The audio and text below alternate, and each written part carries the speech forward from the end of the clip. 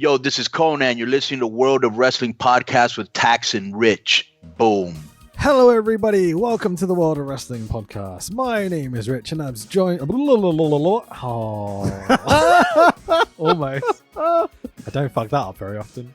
Hello, everybody. Welcome to the World of Wrestling Podcast. My name is Rich, and as always, I'm joined by my good buddy Tax Williams. Oh, bask in his glory. Oh, It's difficult doing it on bask in his glory.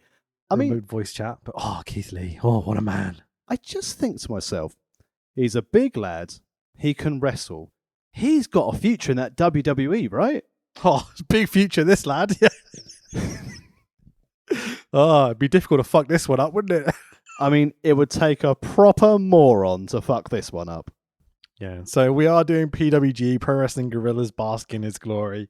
It's the 25th of May 2018, the last ever PWG show in Reseda, California at the American Legion Post 308. But before we get into that, I guess we should update people on why we were a bit delayed. And, you know, we're halfway through Wrestle Kingdom. It's been quite the last few days, Mr. Tax Williams. Yeah, I mean, I'll start with mine for the undercard.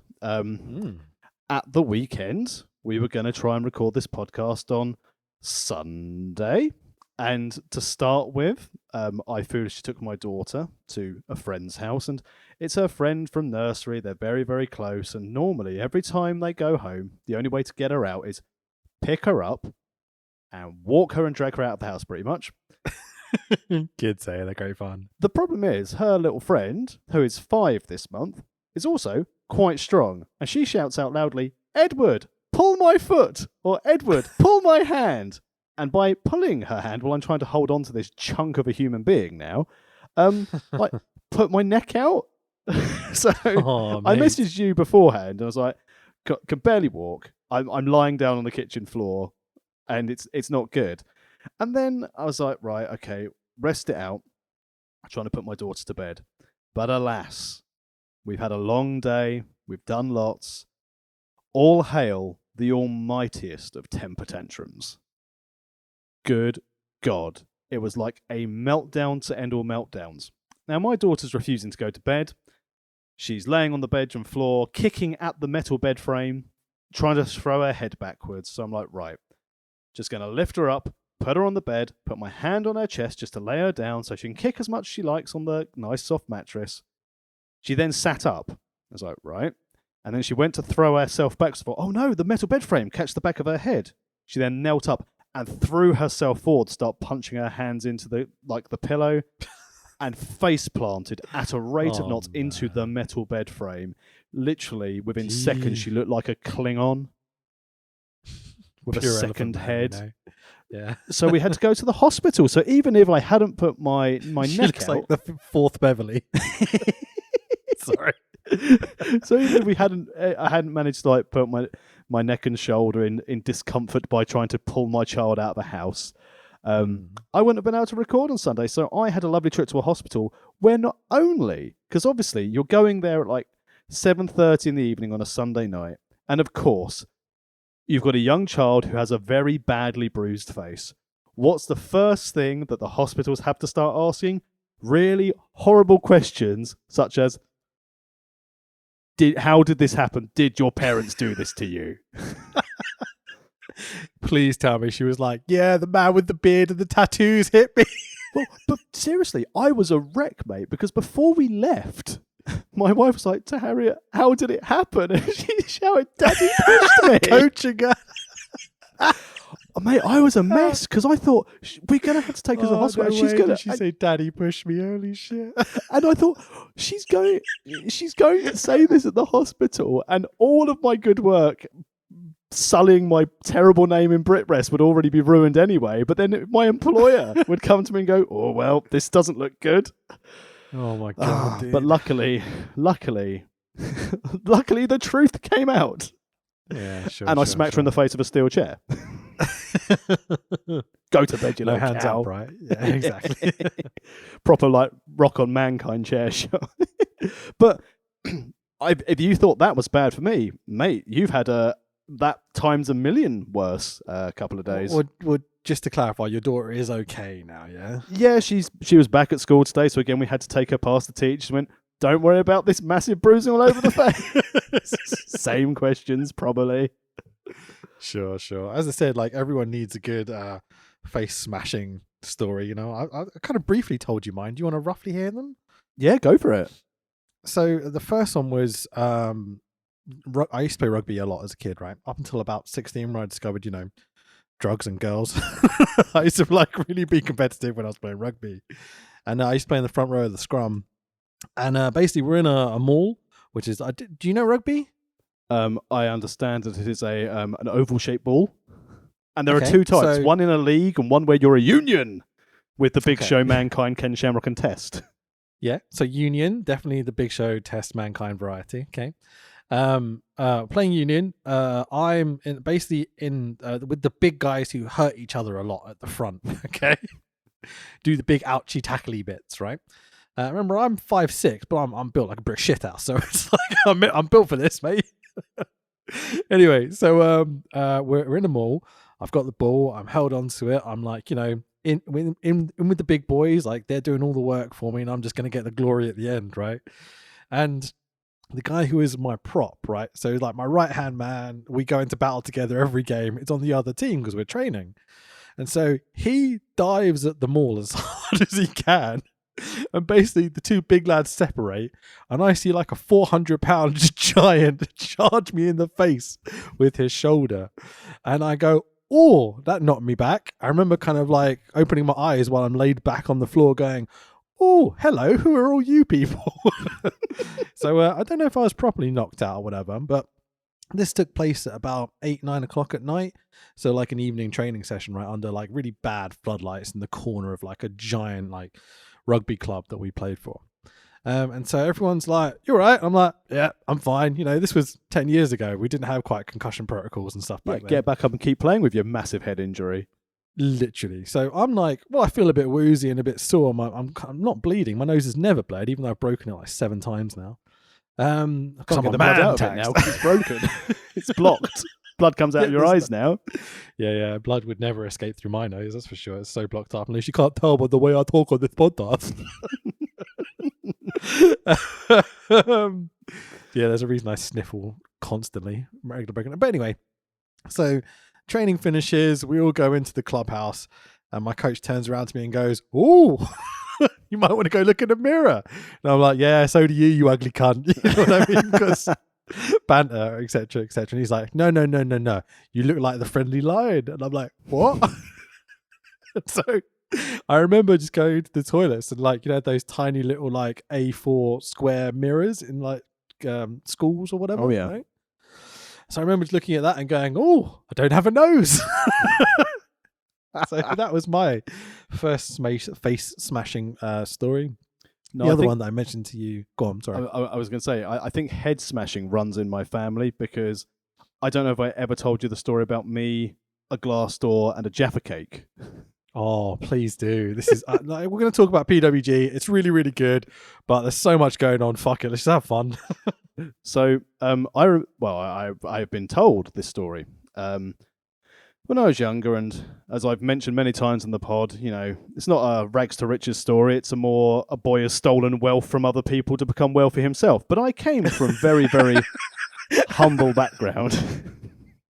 That's brilliant. Go on. Yeah. So treats, sweets, biscuits weren't really a thing in my household growing up. But one day, my father had a pack of Jaffa cakes. And I remember being was told that I was very keen to want to have a Jaffa cake. And I was told, "No, I can't have a Jaffa cake." So I went off and had a temper tantrum to then be told still I cannot have a Jaffa cake. So what I did in the front hallway in the little house we lived in Ashford at the time, I ran full pelt, head down, at the glass pane of the front door and smashed my head through it. Through it. And my mum came out wondering what the noise was. I'm sat there, an absolute mess, and apparently all I did was look up her, put my arms there and go, "Jaffa cake!" And you know what? Got my fucking Jaffa cake. Let's go. I mean, There's a bad lesson parenting here. from my mother, give in. Shouldn't have given in. I just smashed the window. We can't afford Jaffa Cakes, let alone a front pane of glass. So the lesson is, if you don't get what you like, smash your face through a pane of glass. Exactly. If anything, if a child can put its head through it, it wasn't that much. It was a flimsy bit of glass. Basically, it was the same glass they use in elimination chambers. That's all I'm saying. Nice. Yeah, fucking A. So, the other story that I had was that my friend Daniel basically was jumping, those bike racks that are like little V shapes that have the metal pole that come out of the ground in the concrete, like real cheap ones or whatever. He was jumping from one of those to the next in kind of like autumn time. Slipped, smashed his head on the big pole that came out, literally cracked his brain open. Saw a kid's brain when I was about 5. Yeah, it was great. He was never quite the same, that lad. I don't know why.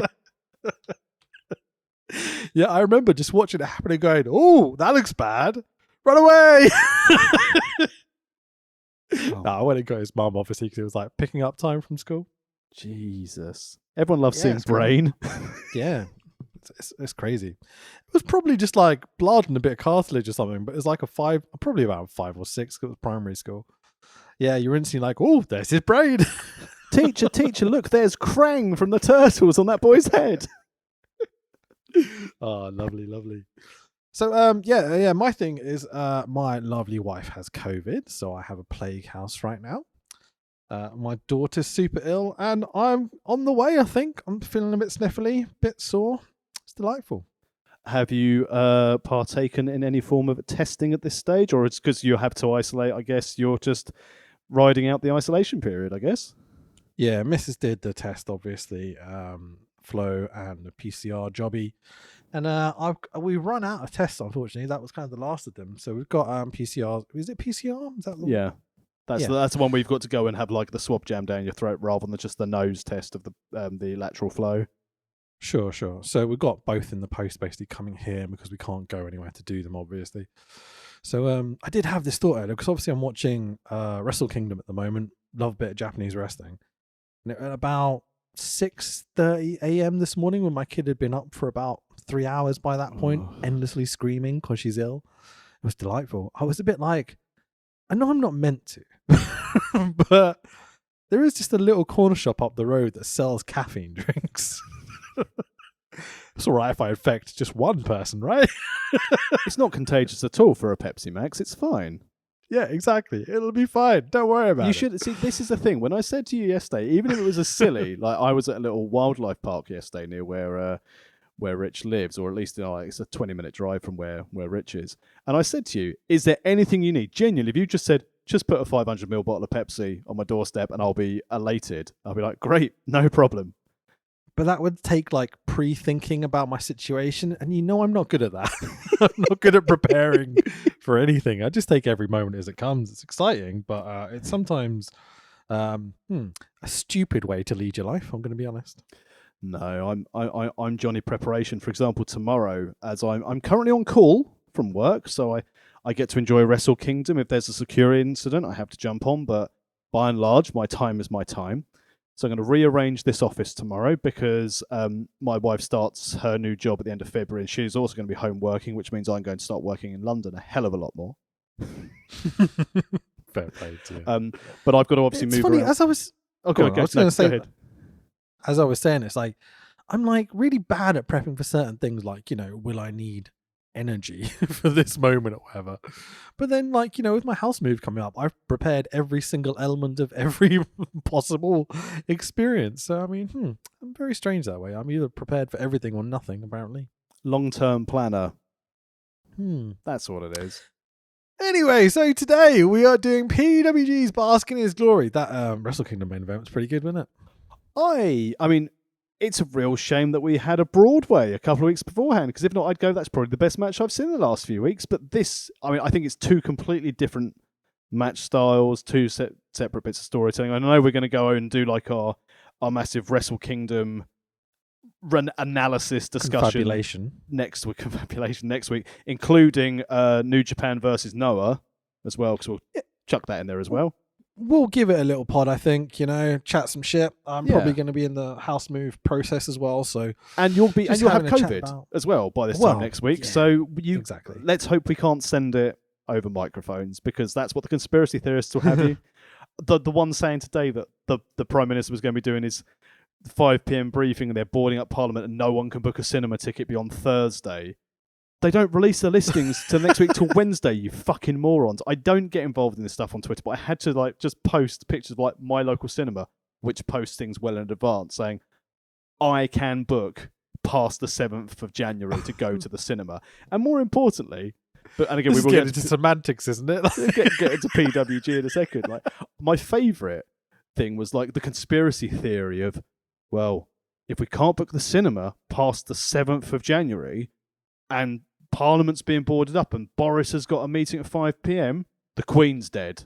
Yeah. Because when the Queen dies, they're going to inform the press and fucking Odeon and go, sorry guys, might have a better pay-per-view thing here than Cineworld, Cineworld, keep on brand. Sorry. Cineworld. Well, exactly. No, because Cineworld wouldn't profiteer from pay-per-view funerals. Yeah, no, Cineworld are great. You should go to your local Cineworld and get your unlimited card. I definitely don't work for Cineworld. So we're doing PWG. Watch films at the cinema. It's good. Save the industry. Yeah, fucking A, please. Well, don't get COVID. We shouldn't say that, but you should support Cineworld by giving them your money. Do a lateral flow test movies before going to the cinema. Then give Cineworld your Yes. money. Have a lovely time with your friends responsibly. Then, just for safety, go and isolate for 10 days before you go back and watch your next movie on your unlimited card. Just buy 50 buckets of popcorn. That'll help. Okay, so PWG, Pro Wrestling Guerrilla, bask in his glory. So Pro Wrestling Guerrilla, what's your experience and history with this lovely promotion? This is my first ever PWG show. I've heard a lot about it. I've seen clips of it because obviously I know like Cole and the Bucks have spent a lot of time in there, and I knew of this venue. I'd never seen it, but I heard of the intimacy of essentially the equivalent of a Brit Rest Village Hall. Yeah, absolutely. It's a very special place in that PWG started out in a bunch of kind of like different locations similar to this. They've never had the most luxurious of production values, but there's this brilliant indie homemade punk rock feel to this promotion. Do you know about the creation of the promotion?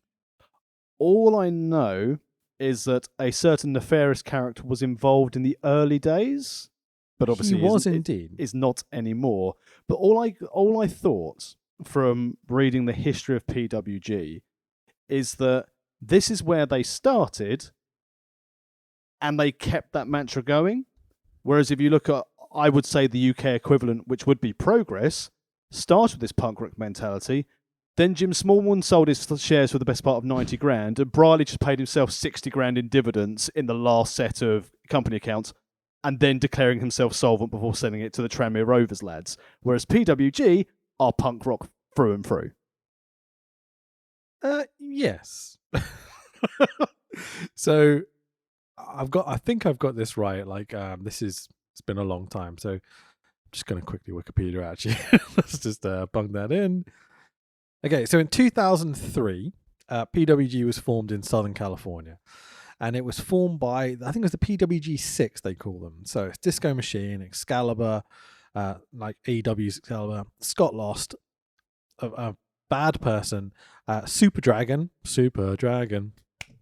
and Top Gun Tour, right? So these guys basically all came together, put their money together, and created this promotion. And basically, the ethos, as you can see from this show, is let's put on matches. We're going to cut the entrances. We're going to cut the second the bell rings and the crowd react. And we're not going to do really anything else. It's so fucking metal, man. It's just like, here's wrestling. You know, there's no bullshit. There's been barely any kind of like backstage segments and beyond silly shit with, you know, Colt Cabana giving El Generico a lesson in English, for example. Have you seen that clip? I haven't, no. But it sounds already, based on the participants, I can tell it's gold. I'm going to put that clip at the end of this podcast, so enjoy that. I will also send you the link. But over the years, basically, PWG has gone through a few different ownerships. Like people kind of came in, dropped out. But their classic thing is the Battle of Los Angeles, which I'm assuming you've heard of. Bola! Exactly. Which is like a big singles wrestler tournament every year. And that's what it kind of became famous for me. that they would bring a lot of the British guys over. They'd bring across like the Dragon Gate guys, like The other Aussie Japanese boys wrestlers. seem to be Yeah, quite absolutely. prominent. On this at this time, yes, maybe not so much in the past. But yeah, it was very much based on get the best indie wrestlers available. And one of the great things I love about PWG is this there's kind of these unique concepts to it beyond just we're not going to do any of the kind of flamboyant bullshit that comes along with pro wrestling that some people just detest or whatever. There's this thing whereby they don't have a streaming service. They never want it to be on TV, from what seems to be the case at least. They've always just done a DVD release schedule, right? And what this has allowed them to do, this has allowed them to have people on their shows that have contracts with TNA, with ROH, with whoever, like these bigger kind of TV national syndicated pro wrestling companies. So you've had guys like, Tyler Black, the Young Bucks, Kevin Owens, Kevin Steen at the time, El Generico, who's similar to a guy called Sami Zayn on WWE TV now. Very similar build. Yeah, exactly. Very similar lads. Same kind of beard as well. Even though one's Mexican, it's weird. But so they've always had like this astonishingly high level of wrestling, and so it was always kind of a must-watch for me. I started out with Ring of Honor. I've talked about this a few times in the past. I was always watching WWE up until a certain time where I was just like, fuck this. And I would always kind of like tune in bits with New Japan, and, AEW wasn't around. So for me, there was about a 3-4 year period where I would watch every single Pro Wrestling Guerrilla show because I love the ethos. And as you can tell from this show, they will pack a shit ton of wrestling into about 2, maybe 3 hours sometimes. This was a lovely length for show. Again, 2 hours, 14 minutes, I think, sort of the run time on it was. And as you said, what I liked about this being essentially as a DVD only, you didn't get any faff. You didn't get any entrance music to an extent, which was lovely. And it was straight into it. I also like the thing with these intimate venues is, and as we'll get to throughout the card because it happens on a relatively frequent basis, having the fans have to move their chairs to give way for the wrestlers to get back in and then put it back in. And So on that note, can you describe the venue to me? Because I think we need to establish what it's like for people that don't know. So as a first time, or what are you seeing? I'm seeing from the hard cam what is looking like just a set of the crowd, which later then turned out to be also the entranceway to the dressing room. To the far right of the hard cam is a bar where someone's standing with their arms folded, watching everything unfold, which is great. And lots and lots of wrestling fans sat on fold-up steel chairs, and as they pan around, you've got essentially like the equivalent of a school stage, where they've got Excalibur and at some point Rick Knox doing commentary up there. And it's just basically round with people just sat on chairs, very, very close to the ring. Like they can reach the hardest part of the ring just by reaching out their arm from their chair without even having to lean. It's so intimate where they are. I noticed the ring seemed to have quite a low frame. So, sort of like quite a lot of rings are higher up, so people are looking up to the action. This was very much on the eye line. Sometimes when you see like the ring aprons coming up to like a wrestler's like top of their chest, where a lot of these, it's come to their midsection as they're going around. So it's quite a low set ring as well. Again, that's ease for transportation. Potentially, you have these lower rings if you've got a low ceiling, because you don't want your wrestlers, if they're doing top rope spots or like avalanche suplexes, to put your feet through the ceiling. So that has been a problem at this venue, that's for sure. So that makes sense. But what I got out of this the most, and similar to when I mentioned about sort of the fans just on these chairs that end up sort of standing up and putting back down, is that everyone is there for the promotion. Throughout the show, we're going to cheer the good guys. We're going to boo the bad guys. We do have a couple of generic independent tweets, such as, both these guys, clap, clap, clap.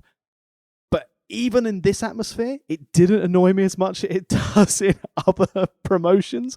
Because as you said, I did not hear a fight forever or this is awesome chant once. And I'm so fucking happy to say that. Exactly.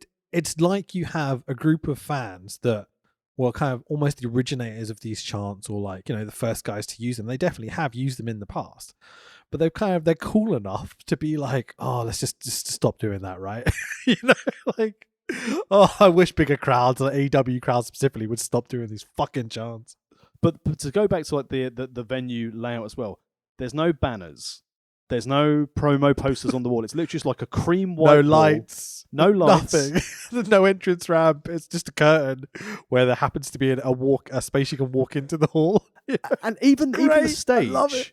Even the stage, Yeah. I didn't clock, but obviously to make sure, because I think like a lot of school stages, you'd have like the wooden steps that you'd push up against the stage if people wanted to walk down, so they could fit so many people in. I didn't see any steps, because obviously that would be your natural ring entrance, coming in from the stage, from the curtain, walk down to the ring. But obviously how this is laid out, and we've played in enough dingy, shitty venues to know this.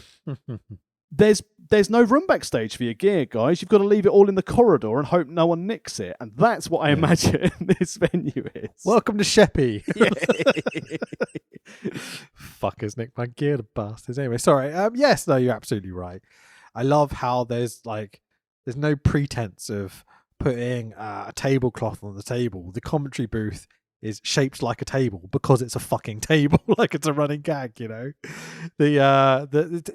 seems like a giant fucking fire hazard. There's so many people crammed into this tiny little sweat box. Doesn't look like it has aircon, it has low ceilings. It's like everything that shouldn't work for a pro wrestling thing. But because the quality of wrestling is so high, it's so it's like everything about it has Excalibur's kind of personality imprinted onto it, One thing I liked as well about this audience is similar to what you said before about being the originators of the chants. None of these guys or girls are in it for themselves. There's only one fan. Some shows like you pick out the dickhead who's trying to be seen and trying to be known. There's only one fan who stuck out to me, and only because he had the henchest arms for like a wrestling fan I'd ever seen. There was the lad in like the black vest top with the white text on it with the black baseball cap, and his arms were just huge. And I was just like, fucking hell, he's hench. So with that in mind, there's a certain thing with PWG, because of where it's based and everything, that it's kind of notorious for having celebrities in the crowd. Was that a celebrity I spotted with hench arms? No. I Okay. didn't spot any celebs in this crowd this time. But notoriously, like Ronda Rousey would come to shows. Oh, really? And I think like movie stars and all sorts of random people over the years, like TV people and all sorts, regularly have been spotted in these crowds. So if you do go back and watch other PWG shows, you can actually just scan the crowd and be like, isn't that the guy from that Marvel thing that we watched the other day? It's actually quite a lot of fun. But what, Marvel film? Yeah, The it's Marine very- 2? yeah, absolutely. In the Navy. So it's definitely the cool place to be, if you will. Yeah, and that's the impression I got from Johnny Hench. He was like, I'm buff and I'm on the hard cam. I wonder if it was like deliberate staging, and I know it wouldn't be, but like you see these TV shows where they go, got to get all the hot people at the front. And I wonder if Excalibur I just think was it's like, California. I think everyone's hot. yeah, exactly. No fat people in California, just living off kale. Just sweating out. Well, exactly. If they're in this venue, it's like coming at 14 stone, leave at 11. Yeah, sure. So the one thing I remember like hearing all the time about PWG was the one thing that really stuck with me is that the wrestlers have basically 100% freedom to whatever the fuck they want in their matches.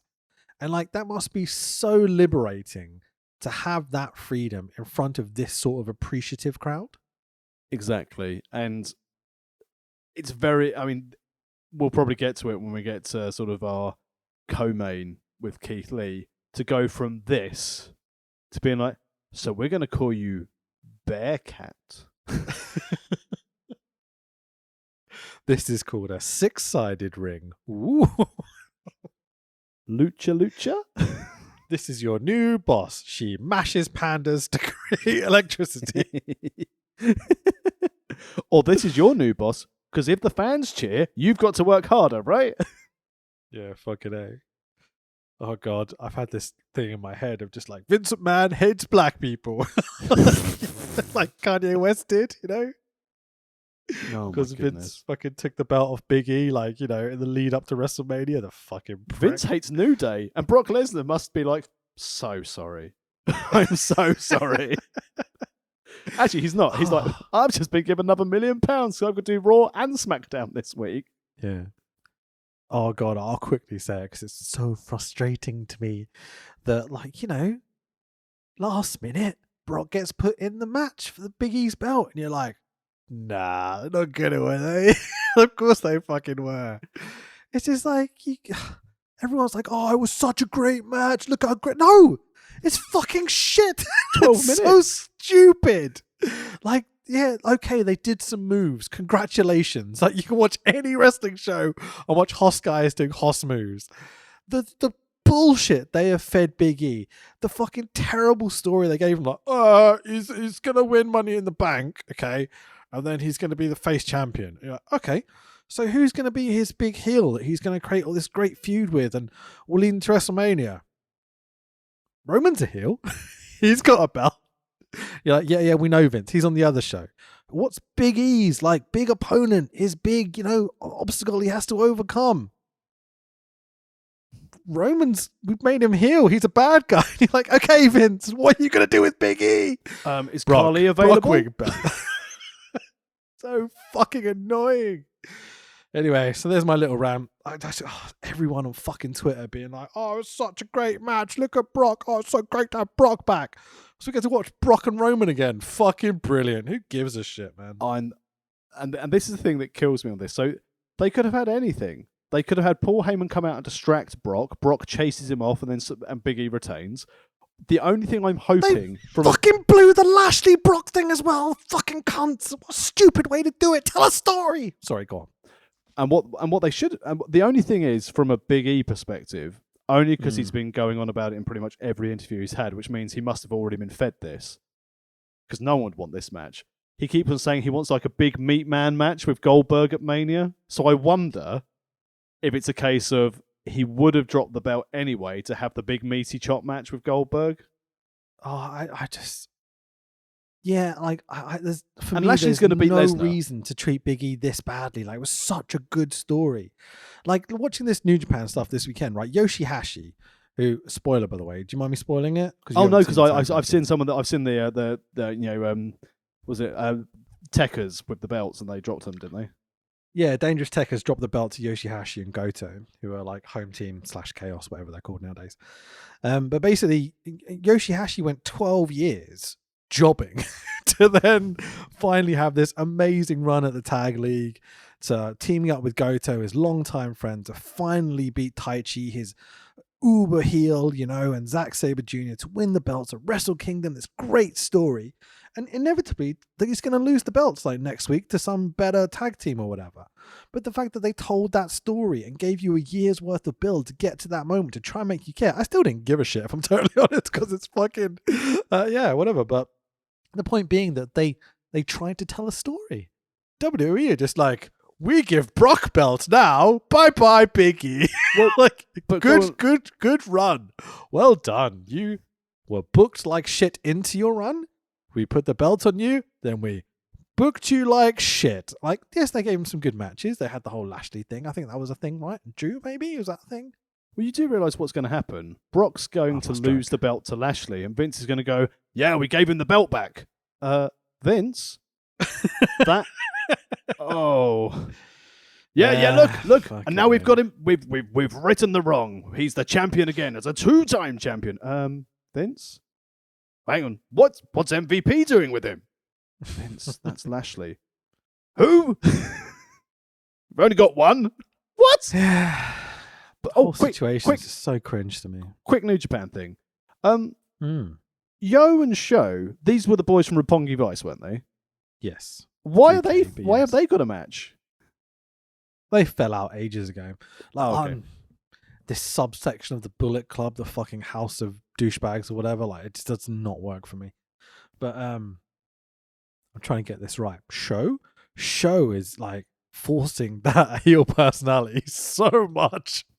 Yeah, it just doesn't seem like him at all. He seems like a very quiet, respectful do the hard work type wrestler. I don't know why they had to change his character so much to fit in with the goth club or whatever they're called nowadays. You know who is a hard-working wrestler? Tyler Bateman. Yeah. So PWG. So no bullshit. Opening match graphic that shows a little bit of each person's entrance, about 3 seconds worth. No music or anything for the entrances. We just get this kind of like overlay. For the first of 7 singles matches on this card. No tag, no trios, nothing. Just 7 singles matches. I fucking love it. Did you like the attempted transition to bring it back in? Yeah, it's fine. Pro transition. So got Tyler Bateman versus Uptown Andy Brown, which is a lovely rhyming bit. Don't know, I love it. So tonight we've got commentary, we've got Excalibur, and joining in for most of it is Rick Knox as well, like AEW referee Rick Knox. He does disappear quite a lot through this show, though, Rick Knox. So- there were times where I was like, the thing with Excalibur and Rick Knox, and what was really nice, again, I don't know if it's because we spent 14 weeks with Cole, JBL, and King, but having Excalibur and Rick Knox here was really nice to hear. But their voices are quite similar to me, so I couldn't at times distinguish between if it was just Excalibur by himself during certain matches, or if Rick Knox was either contributing little or was the same as Excalibur. So there is an explanation for this.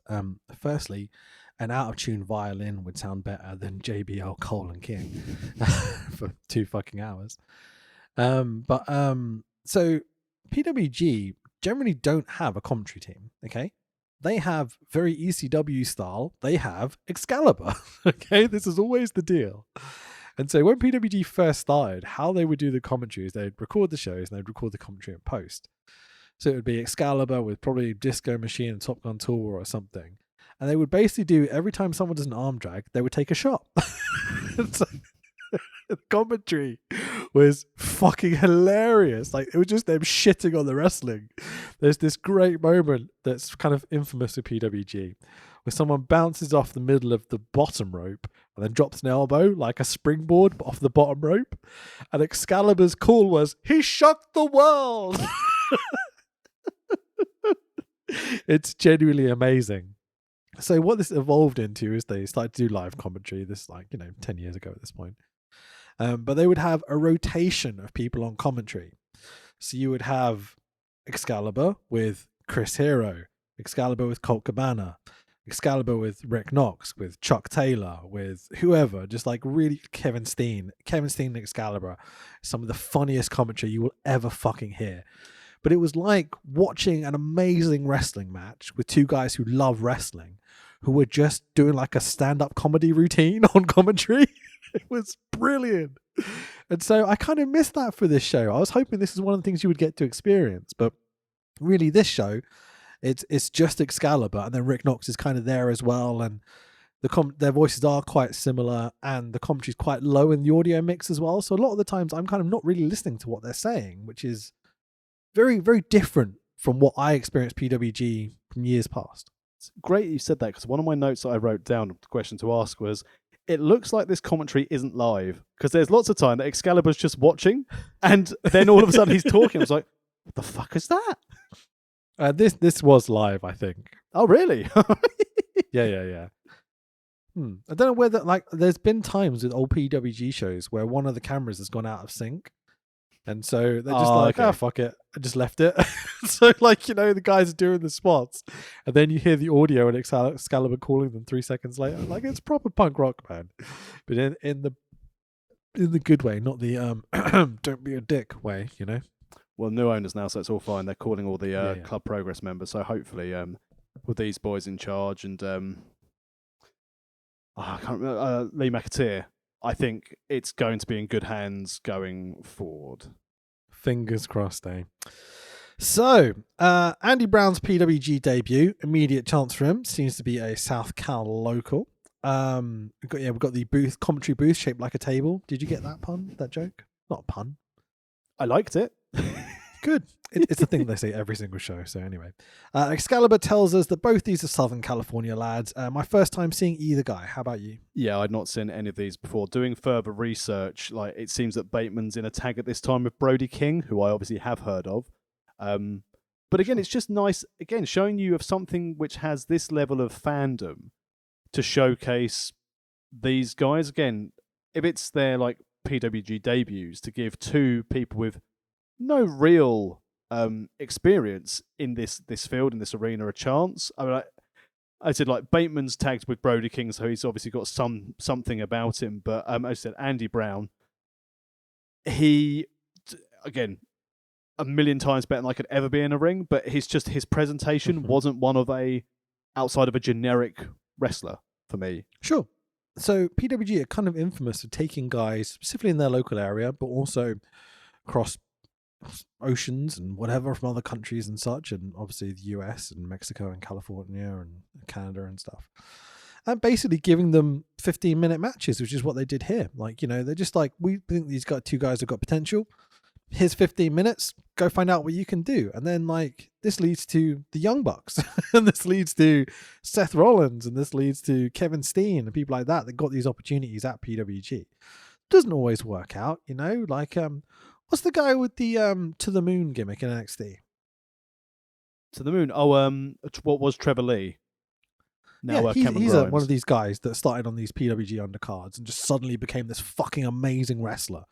Ended up buggering off to WWE or whatever. So it always seems like this rotation. Like, I know other companies do this as well, but they won't necessarily give them 15 minutes and like no instruction. They're just like, go have fun, that's what this seems to be. Yeah, the main thing. So if this was, for example, like a standard indie show, Andy Brown would have been called up to basically be like, right, go out there and sell for our guy for 5-6 minutes, and we'll see how you get on. Yeah, but that's just really not how PWG do business at all. It's always, here's a decent amount of time, no entrances on the DVD or anything, that bullshit. Just which is how a lot of people tell their story, their entrances and their characters and stuff. But this company just doesn't operate that way. It's just very, very different, and it's really unique, and I really appreciate that about it.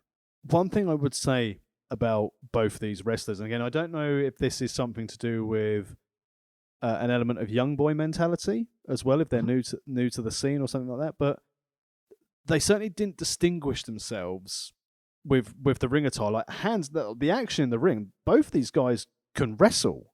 They can go.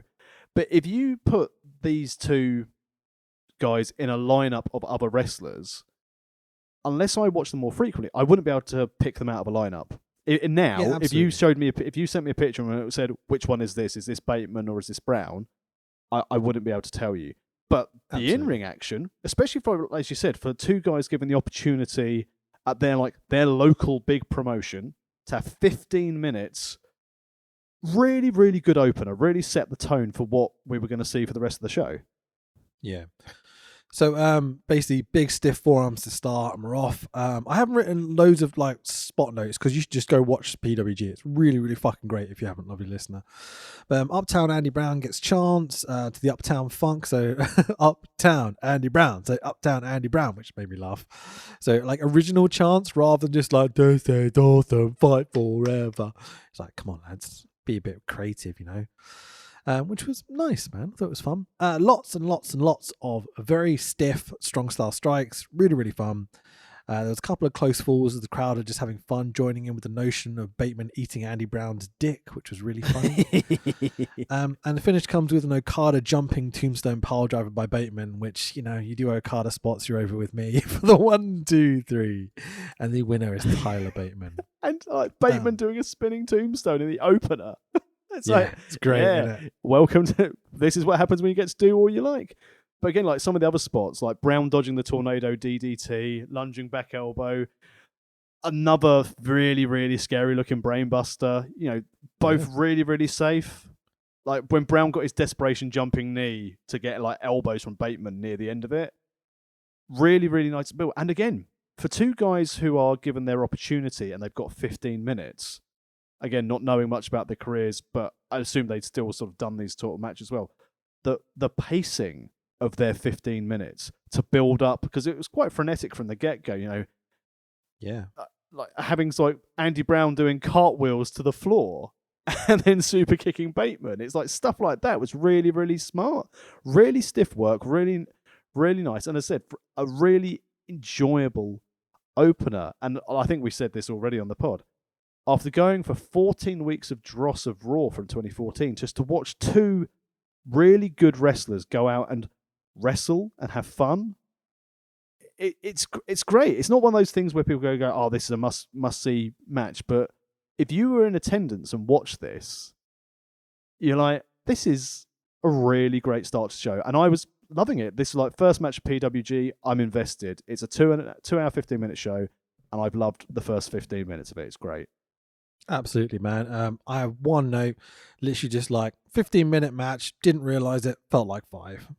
And Couldn't that's be a how you bigger know it's compliment. perfect. If you Absolutely. aren't aware of the time, like we had with the main event today in Wrestle Kingdom Day 1, that main event went over half an hour. Didn't realise it'd been half an hour. I was having a lovely time. Yeah, absolutely. So if you can hear that beeping in the background, that's my dishwasher, which I forgot to turn off again. Hey. The question is, have you already planned your new dishwasher for your new home? We're keeping this one. Oh, excellent. This one's quite new, and it's the right colour scheme for our new kitchen. So there we go. But yeah, I'll be moving house relatively soon. I'll actually have an office where it'll be like, sound insulated a little bit rather than my big open plan house I currently have. So I cannot wait to come and when we can, once we're all COVID free, to sit in your office and shout loudly about wrestling. Let's go. So next up, we got Ray Horus versus Jake Atlas. Again, these are two guys I'm fairly unfamiliar with. Names I've seen on the cards. Definitely think I've seen them both wrestle before, but I've got an awful memory, so I wasn't exactly sure. How about yourself? I've seen both. More familiar with Jake Atlas's ring work through his stuff on some of the independents, plus his run on 205 Live in WWE. But Jake Atlas and Ray Horus, again, is like names who, back at this Receiver show, are now much bigger names in the industry now. I think like Jake Atlas made his AEW Dark debut last week, possibly, as well. Okay. So it's those PWG connections through the Bucks and through Excalibur and people like that who they must have worked with and been on shows with. That's Absolutely. Really helping get them these opportunities to go on to things like Dark and Dark Elevation. Yeah, if we're using PWG as a feeder promotion for AEW, yeah, please. That sounds absolutely great. So there's an interesting point here. As AAA fans, the ref gets booed. And I was like, ooh, do we have a Rudo ref? But it doesn't really come into play as much. It's just seems like a referee the fans just hate, which is kind of lovely and Britrest, Didn't they make reference to some sort of screwy finish? They might have again. I wasn't really listening to the commentary because it's kind of blended into the background, so a lot of it I kind of missed out on, to be honest. So I think that was it. But as you said, like two guys who I've not had much experience with, but again, fantastic match.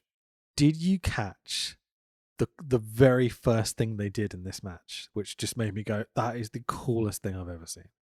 Wasn't the Kalisto spot, was it? No. So there's kind of Mexican and Mexican roots in this match with Ray Horus and what's his name, Jake Atlas. So these two are obviously going to start to do a bit of lucha, bit of American indie.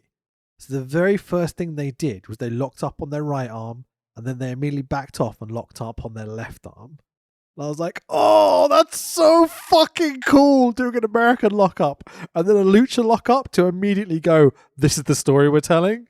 I was like, oh, that's so subtle. But just like, oh, that little kind of artistic value in pro wrestling just makes my heart melt, man. It's an art form. It's beautiful. Agreed. And again, all down to having that creative control over you've got 15 minutes. Do what you want. Yeah. It's like, who thinks to do that? That's such a smart thing.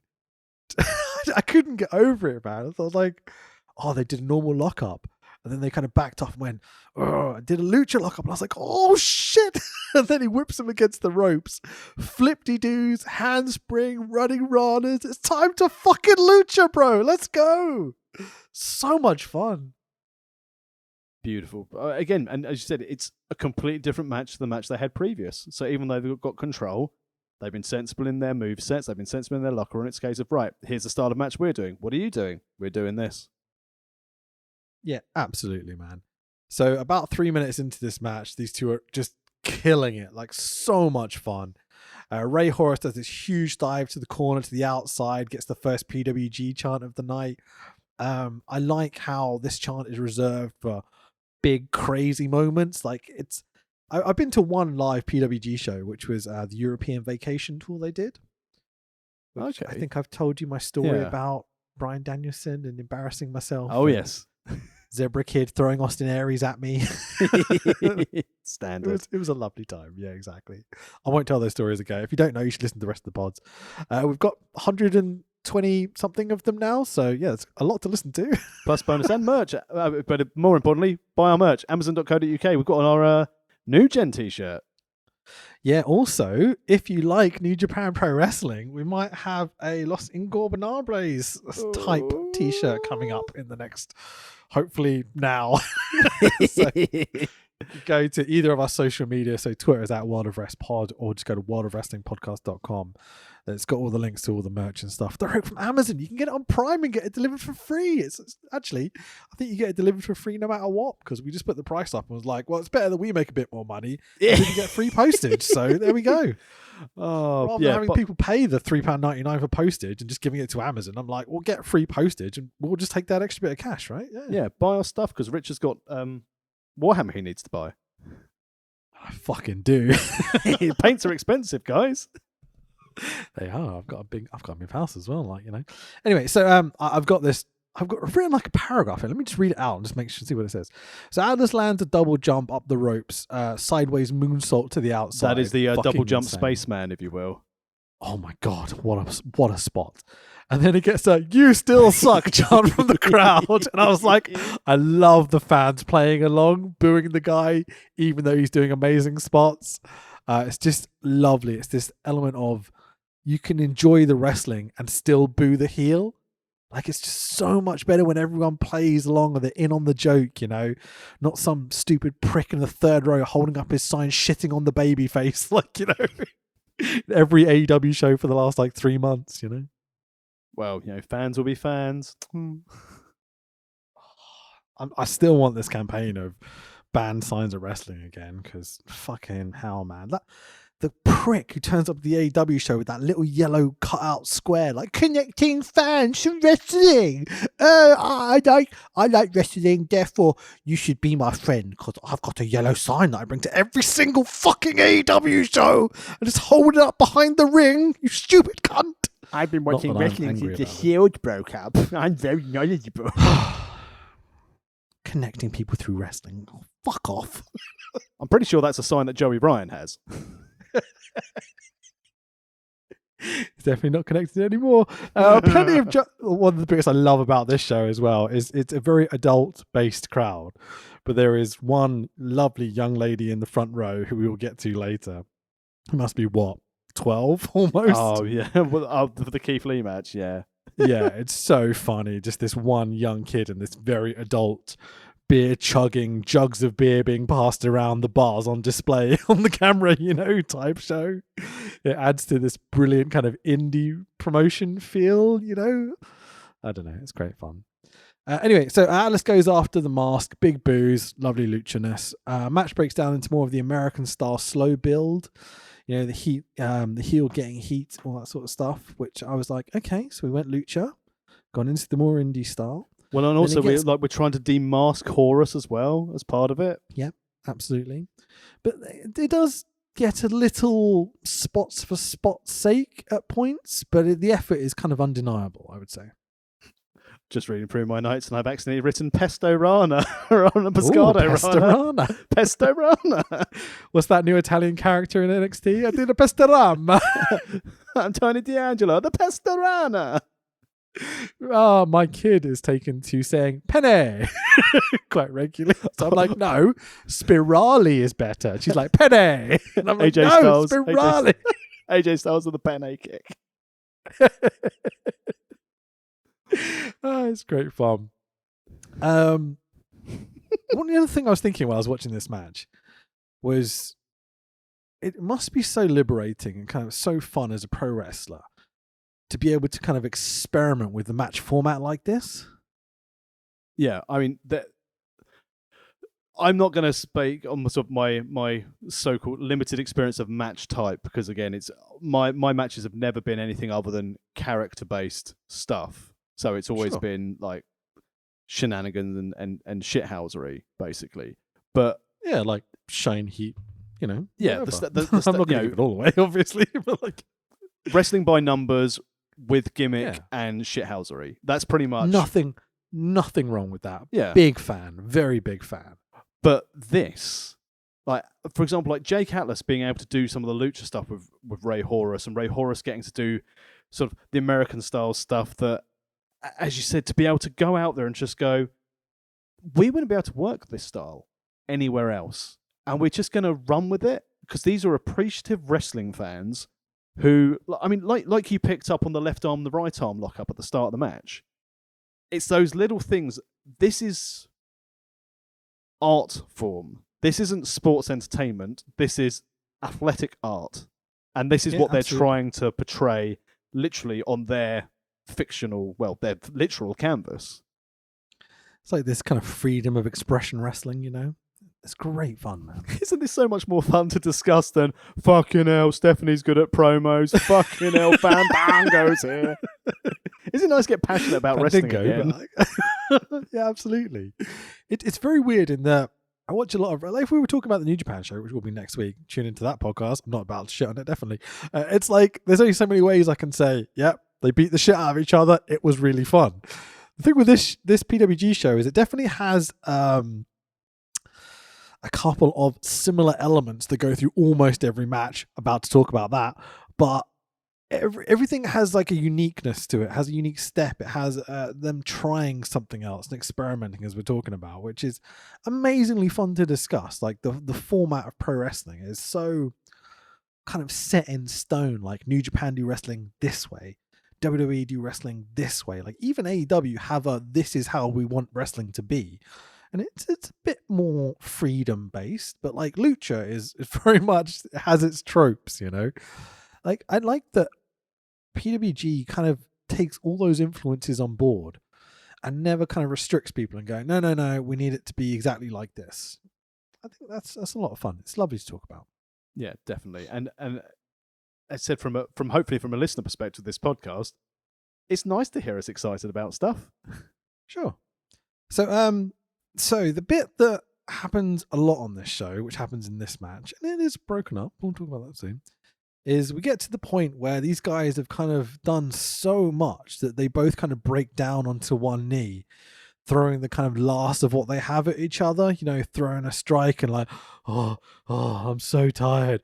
And the other guy throws a strike and like, oh, I'm so tired. And it's great because it pops the crowd. But when you do this 5-6 times out of a 7-match card, it's like, we don't always have to have this spot in the middle of the match, lads, This goes back to what we said earlier about communication amongst the talent. I remember one of the main things that sort of Coach Wicked was very adamant for in matches on his shows would be like they'd go through like their match, the wrestlers go through their match with him. And again, he'd given them the freedom to do it. It's like, here's what I want the outcome to be. Here's what I want you to try and get over with the crowd. And I remember there was a time where, I can't remember who it was, but someone wanted to do like a dive to the outside. And he was like, no, because Meathead's doing the dives. Meathead does the dives. If you do this early in the card, it's going to spoil the spot what they're doing in the main. So you're going to have to think of something completely different to do. So it's having that, whilst they have the freedom to come up with their matches and go over the ideas, it's making sure that whilst you can have a level of consistency across the card, you don't see the same big spots in every match to it. And as you said, there seems to be this thing in this show where we have this, essentially the classic booyah spot across a majority of these matches near the end, the final third. Yeah, absolutely. It's I'm almost okay with it in that I would prefer them to have this repetition of like this center section spot or whatever to give you those moments of like, the left arm lock up, the right arm lock up, for example. Because I don't think you would get it if you were restricted that much almost. But like for this particular company I'm talking about, but I do understand that there is definitely if every company was doing this and every match was like this, it would become incredibly tedious. And I guess that could be some of the problem with PWG is that, on a real plain devil's advocate kind of tip or whatever, like I definitely remember you can get burnt out watching these PWG shows. in that if you watch 3 or 4 over a couple of weeks, you're like, okay, cool, awesome, another singles match. Some really fun lucha spots, some big crazy spots which are very impressive and always kind of pop me as well. Generally love the crowd, love the venue, love the commentary. But, you know, if, again, 5 of these matches all have this kind of, the boo-yay spot in the middle, and if 2 of them are heels or 2 of them are faces, it does become a bit kind of repetitious sometimes. Like, I like a bit more character in my wrestling, but it's a nice change. It's like having a really beautiful side appetizer with your steak, you know, like you like your meat and potatoes or whatever, but it's nice to like try some, like, I don't know, garlic tilted asparagus at some point, you know. Tilted? Wait a second, you've been to my house, you've seen what?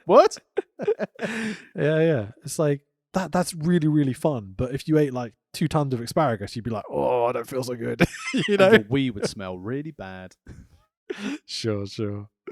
Anyway, so the match finishes with a super spinny tornado DDT, which is beautifully popped up by Jake Atlas to assist. Like, really cool seeing these guys work together to do this spot. It looks incredible, man. Wonderful satellite DDT, absolutely beautiful. And as you said, like, Atlas plays his part to perfection, like almost RVD levels of taking a DDT. DDT. So the 1, 2, 3 and the winner is Ray Horus. Again, another really, really fun match. Lots of high flying spots. Ray Horus again played his role as the face. You know, we had the classic 619 from Atlas. What a heel in there as well. And also everyone loves seeing a springing ace crusher. So that was all good in here. But again, as it's the first Booyah spot of the night, great. But my thought again as a jaded wrestling fan is we've had this spot early. So what are the other wrestlers going to do to build on that for their sort of go home spots, essentially? Yeah, absolutely, man. Sorry, I'm being distracted by my lovely missus. Good night. I love you lots. Sleep tight. We're isolating still, kind of. We're in the same room, but we're not like engaging. So I haven't been able to hug my missus for like a week. Oh, sounds like perfection. Definitely not. Yeah, I think that's the killer thing, isn't it? Especially. Shut up and say goodnight to my missus. What do you want? I'm not cutting this, by the way. Hello. What are we doing? Go on. Oh no, I was just saying that must be the worst thing about it, like going back to like COVID misery, and then obviously with your daughter being ill as well. It's the case of keeping as much contact as you can, whilst also being very mindful that if you all come down with it, it's going to be a nightmare for everyone to try and survive those 10 days. So it's not a fun situation not being able to have that level of contact. That's the funniest bit about it, is that like my mom, like, you know, my mom knows that we live in a small 2-bed terraced house, right, with an open plan lounge, kitchen, diner. It's all one big room essentially. And she keeps going to me, "Oh, so are you isolating from Nandy and Millie?" And I'm like, "No," because we're all in the same fucking house. And she keeps calling me every day and going, "Oh, how's Nandy?" And I'm like, "Yeah, pretty much the same as yesterday." And she's like, "Oh, so how's her breathing?" And I'm like, "Yep, pretty much the same as yesterday." It's like, "Oh, okay. Is she eating food?" And I'm like, "Yes, pretty much the same as yesterday." It's like it's nice for people to care, but at the same time, like, Jesus Christ. Anyway, so next up, Robbie Eagles versus Bandido, and I'm like, if these two gel, holy shit, this should be nuts. Because I'm a big fan of both of these lads. Bandido, brilliant. Really much enjoyed his like run in Ring of Honor as well as their like big belt holder. Robbie Eagles can do no wrong in my eyes. Robbie Eagles with a Bandido face covering. Indeed, yeah, the bandit kind of like, you know, what do you call it, bandana across the face and such. Like, lovely little kind of like, oh, what's gonna happen here? Robbie Eagles COVID secure before COVID was even a thing. Yeah, sure. So I didn't discover Bandido in ROH. I discovered Bandido in PWG. He was here first. Yeah. Because who was it? Who was it? Was it Bandido and Flamita, who were the ones that were touted amongst WWE and they signed exclusive with ROH a couple of years ago? Don't know. I know Bandido was obviously exclusive with ROH. He's on a contract, etc., with Champion, etc., etc. But was he at All In? To be honest, mate. Was Bandido at All In? Yes, he was in the tag with. Was it with Flamita? Rey Mysterio, I think it was, Booyaka. against the Young Bucks, I want to say. Young Bucks. Was that the match? I'm not sure, but anyway. But yeah, two guys who I very, very, very much like. This is going to be tasty, I thought, when I saw this graphic come up with the small bit of Clutch-esque intro music over the DVD intro. It is quite Clutch-esque. I didn't know you were a Clutch fan. Oh, we can bond over Clutch. Everybody loves Promoter. What a track. That's good. So, obviously there's an Australian wrestler in the ring, so someone has to go, Aussie. And I'm like, oh, not again. Naturally, through my employer, I am a big fan of these Southern Hemisphere wrestlers. Oh, I have no problem with them at all. Like, it's just the chant. I don't see why. Like, it's like, a British guy walks in the ring, England. I don't know. I just find it a bit weird. It's because I have absolutely zero national pride whatsoever. And why would you? Yeah, fair point. Well, you do. You have Welsh pride when it comes to rugby, which is a proper pride. That's more of like a sports team allegiance. I'm pretty sure. And again, tell me if I'm wrong as an outsider who does not have any sort of Welsh heritage. I'm pretty sure Welsh rugby is national pride, is it not? A fair point, good sir. Do you know one of my favourite moments? This is going to sound so stupid. Was at a museum in Wales. I walked past two of the groundskeeper guys who were like really old boys, like they're flat caps and they're like plaid or whatever. And they were just like leaning up against the fences. I walked past them wearing a Welsh rugby shirt, and they were talking about Welsh rugby. And I just heard this phrase which made me just be like, I love Welsh people. And he was like talking about the Welsh kicker and being like, oh, he's like the best kicker in the world. He's going to get us 1 million points. That fucking French lad can't kick for toffee. Just like, what does that mean? Such a lovely phrase. He can't kick for toffee. So, like, even if you offered him toffee, he still wouldn't kick it. And you're like, toffee is that great. I was like the fact you discussed essentially my view, less the rugby shirt, my general like attendance when I used to be an accountant working at the ploughing matches at the farming festivals. Oh yeah, sure. Everyone loves a ploughing match, mate. That's when you know you've made it to the elite. Are you going to the ploughing match this year? Yep, because there's really good food there. Did you say you own a Leicester rugby shirt? Oh god, no, I don't understand rugby. Okay, I was gonna like tear you apart. But okay, let's go. So, Bandido selling is top banana, mate. Holy shit, this guy can sell. He's really good at wrestling. Is Bandido? Yeah, like, he's exceptional, and I like for that a Excalibur lucha got guy, over, especially. Like lucha guys don't sell and shit. This guy is incredible. which is why he was so important. That's why it's important for the US promotions to try and get him. I mean, all I'm saying, and again, I don't want to Vince McMahon stereotype this, but get him in at some point if you need to into AEW to have feuds with people like Andrade. Get him to feud with people like Penta or Phoenix and just watch him. Styles would gel. Absolutely. Yeah. Step up Superman Planchet in this fucking match. What a treat. Bro, so good, man. I love that they start the match with a Mexican standoff, and I'm like, oh, that's really cool. Guns at dawn. It's just everything about this match was so good, captivating, and like you said before about like not taking many spot notes because it was just nice to watch it. Yeah. Had I had to write down the spots for this, I wouldn't have watched half the match, and I'd have missed half the spots. I've got a few bits down for where it is, mainly because obviously we got Chaos Theory in this match as well. Was there a Chaos Theory? Chaos Theory into a dragon suplex. Oh, that's badass. So there's a couple of moments of like, oh no, they're going to die, where Robbie almost face plants on a tope over the top. Bandido just about saves him. Proper murder. Power bombed him onto the post. And you're like, that's fucking funny. Like, Robbie's going like head first to the concrete and Bandido's like, whoop, just kind of catches him out of midair. But then there's a brilliant bit directly afterwards where Bandido almost face plants on a tope to Robbie, but he just about manages to be saved by Robbie catching him. And then, holy shit, Bandido almost Lance Arches like straight into a dive on the outside. And you're like, oh, he's going to die. But like these guys are inches away from fucking catastrophe at times. Margin for error here is pushed very much. Brilliant to watch. Dangerous as hell. Yeah, it really is. So I'm just having a bit of a drink of coffee. I think the COVID's catching up with me. But while you drink your coffee, I mean, some of the so you got that. We get the step up Superman plancher, double knees in corner, Chaos Theory into a dragon suplex. This is the suplex. Of course it's a Chaos Theory. I didn't realize because I saw the roll through and obviously into the dragon suplex where Bandito almost kills Robbie. Robbie E performs his best Run DMC breakdance move across the campus.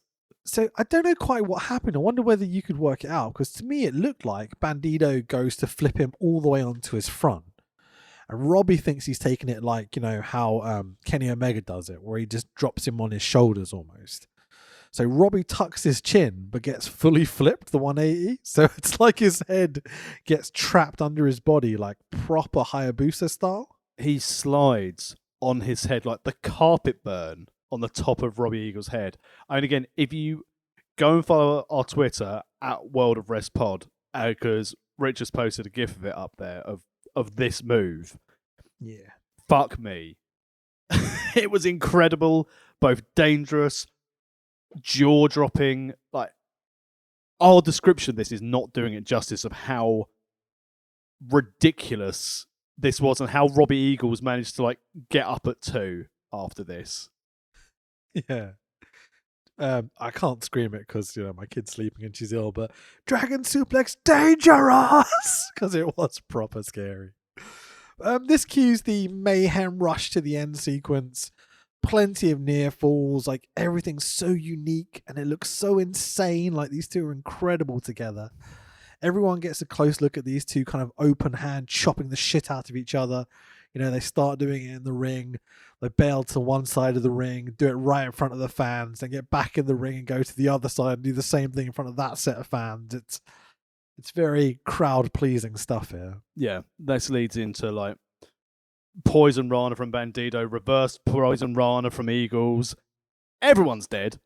Then Robbie Eagles they breaks down to their knees chopping each other, by the way, just to throw it out there. They do that spot in this match as well, the bouye, but it's what it is. Eagles gets Bandito up onto the super duper super trooper Frankenstein. Bandito still kicks out of the super duper fall away moonsault. Top, it's terrifying.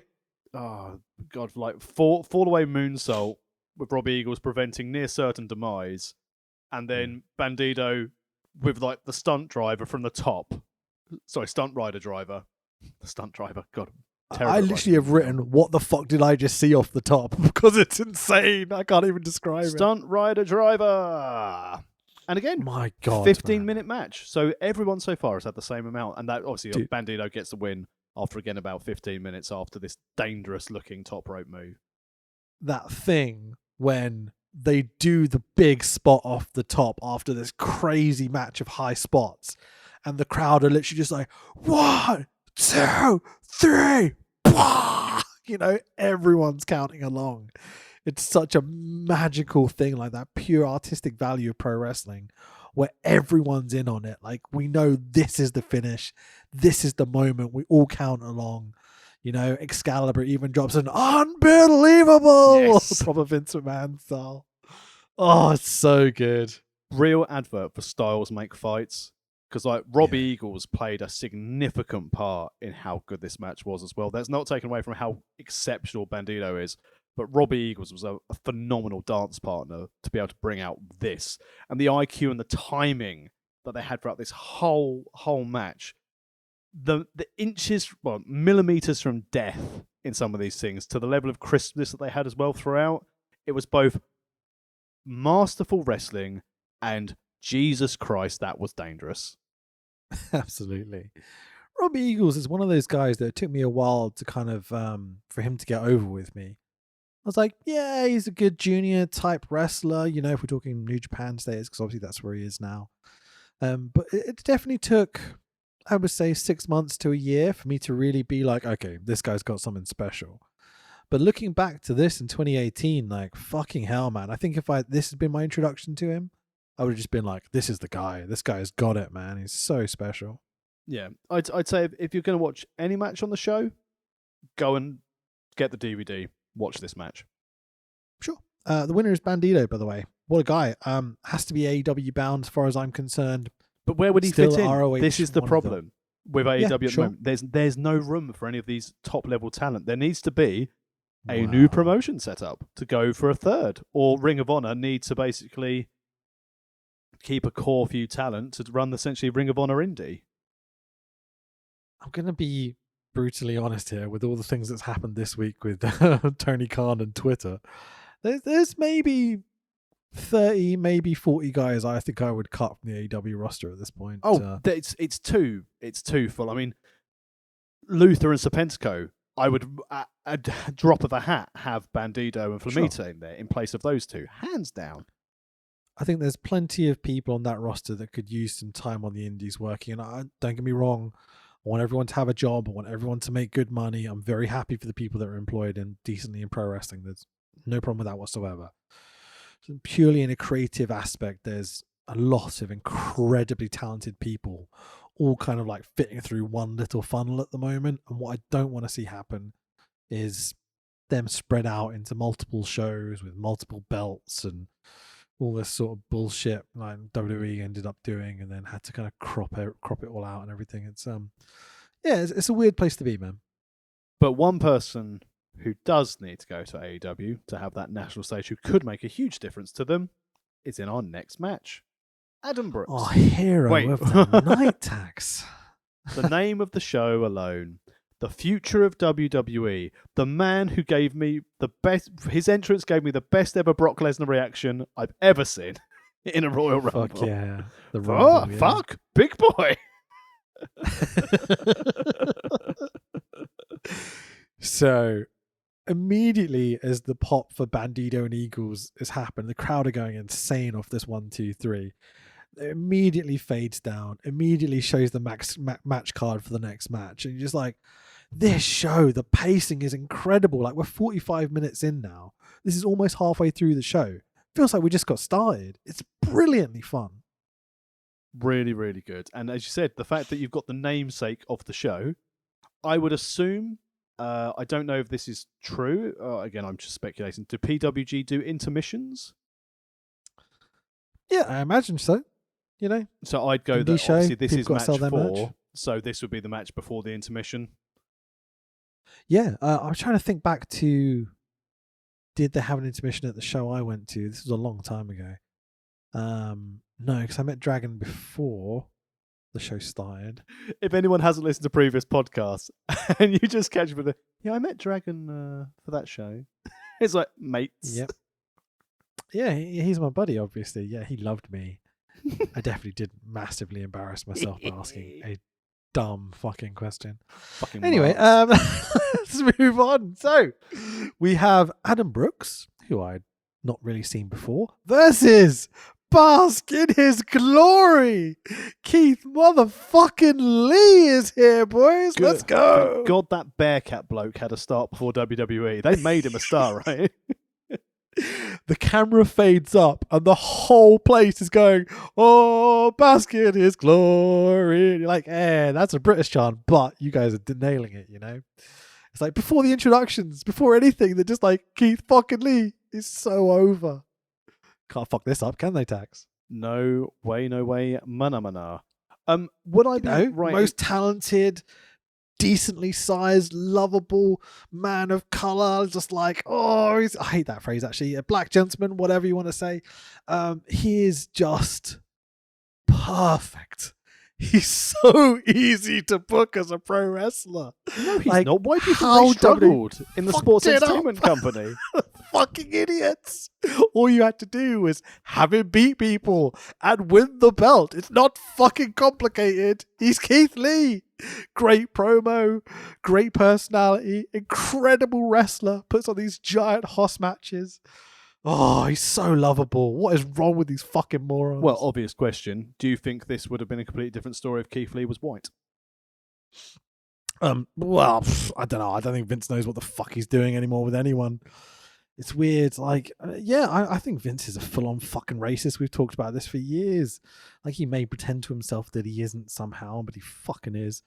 You know, look at the 30, 40 years of booking pre-Rock, where there's not a single dark face on any main event for the history of their company. What do you mean there It's was a no fucking one like disgrace. that? Coco Beware had a parrot.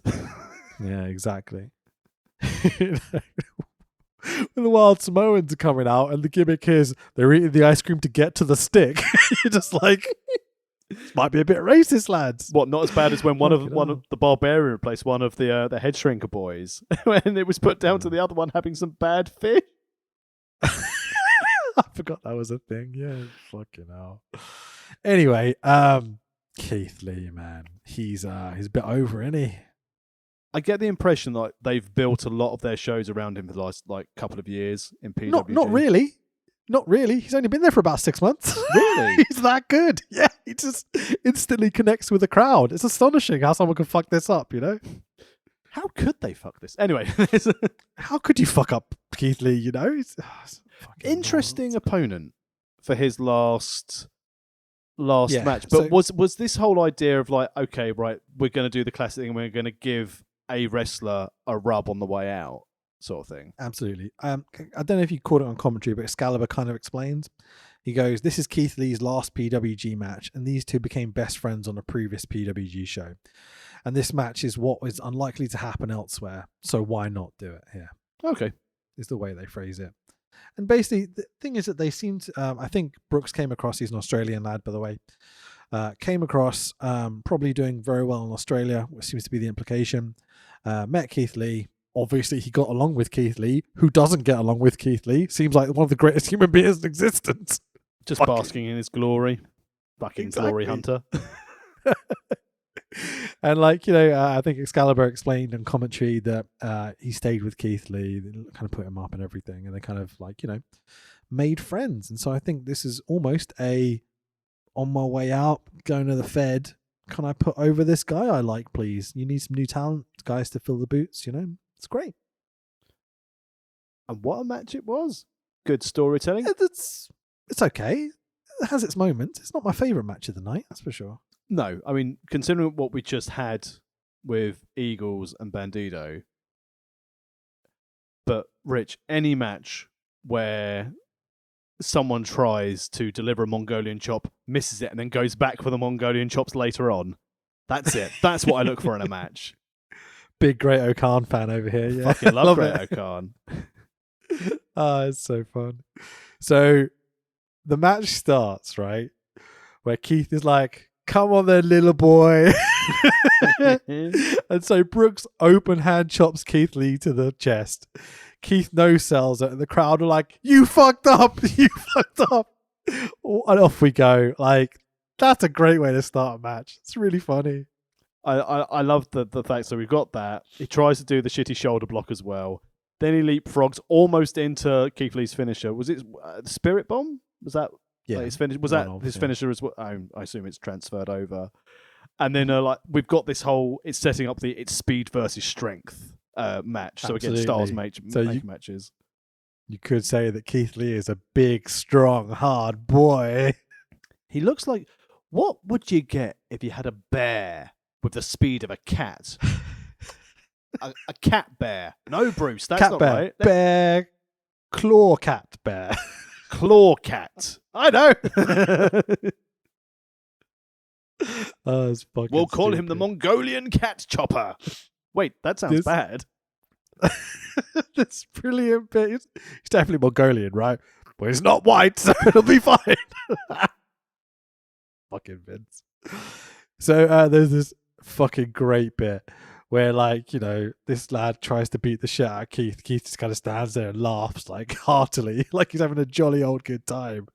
And Keith just stops the match and goes, me big, you small. Like, it's fucking so funny. What a beautiful break in the action as well. Going from constant high spots for 3 matches to Keith Lee being like, let's have some fun here, you know? And this just sits in with the whole atmosphere of this show. The fact that they know he's going, the fact that everyone knows he's going to go off and become a huge superstar. Everyone is having fun. And also, one of the things I thought about this match, which was interesting, is because he's off to the Fed, the style of the match being worked was not overly risky. I think it was very much sure. Keith Lee was like, I want to do the honors, I want to put over my friend, I want to put on a good show for the crowd, but I also don't want to jeopardize my final bookings I'm obligated to meet. Because in fairness to WWE, when they sign these indie talents, they're like, finish your bookings, then come on down. When you're on the cusp of greatness and an almost guaranteed main event spot at Mania, you're not gonna over-egg it. But that's where the speed versus strength thing comes in. Except, surprise, Keith Lee is pretty good at speed and loves to attempt to pounce. Absolutely. So, before we get into like little spots and stuff, I've written more for this match because obviously I want to do Keith Lee justice. The show is named after him. But I know you're not a movie guy, Mr. Tax Williams, but are you a Pokemon guy? No. I'm not so much a Pokemon guy either, but Keith Lee has a Mewtwo on his shorts, which is a Pokemon. And so he wants to be the very best, like no one ever was. You won't get that. Someone at home will. Mr. Brooks, before I eat you alive, I'd like to give you the opportunity to stop what you're doing and bask in. Brooks pokes Keith in the eye. Boo! Can he do that, Joey? Fucking A. Really, really fun. Slower, story-based match here to start with. And Brooks is trying to do spots and Keith Lee's like, pounds! And sends Brooks into orbit. And you're like, hey, this is great. I love that there's loads of kind of silly crowd interactions. Then we have one pleb in the crowd that I think you were going to talk about. Just a moment. What, Johnny Big Guns, or... I don't know if it was him that said it, but someone shouts something about Digimon being better than Pokemon or whatever, and the crowd instantly turn on him and are like, fuck that guy. Because he's kind of getting himself over rather than focusing on the match. And I love when crowd self-police like this. Yeah. I mean, I hadn't noted it down, but now you mention it, the memory of this, it was... Oh, and I hate to say it, it just reminded me of the sort of shit you'd get at a well-known British indie show. Yeah, absolutely. But the crowd wouldn't police itself in that case. No, they'd just be us going, "Shut the fuck up!" Other people are like, no, he's a dark Mew to a Charmander thing. Yeah, exactly. Pika. Let's chant about it for 15 fucking minutes. Gotta catch them all. Keith Lee's pounce. What's that melody? No. For 20 minutes in a fucking 20-minute match. You're like, shut the fuck up. Slow clap time. Is this annoying yet? It's your round. Should we fill our podcast? It's your round. It's your round. Because you've not come to a wrestling show before, so we're going to tell you to buy us a drink because we're all cunts. Can't wait for them to come back with live fans. Great. I tell you what, the best work Progress has done has been on the network with no fans. So, okay, call out some unique spots here. Brooks pulls back the top rope and lets it snap into Keith Lee's face. Nicely done. I like that. That was fucking sick. I'm stealing that shit if ever wrestling. So Brooks is it's very much he's kind of doing Tommy End spots, but with meteoras rather than kicks. Or as we like to call it, Seamers moves. Yeah, it's a Seamer moveset basically. And it's great.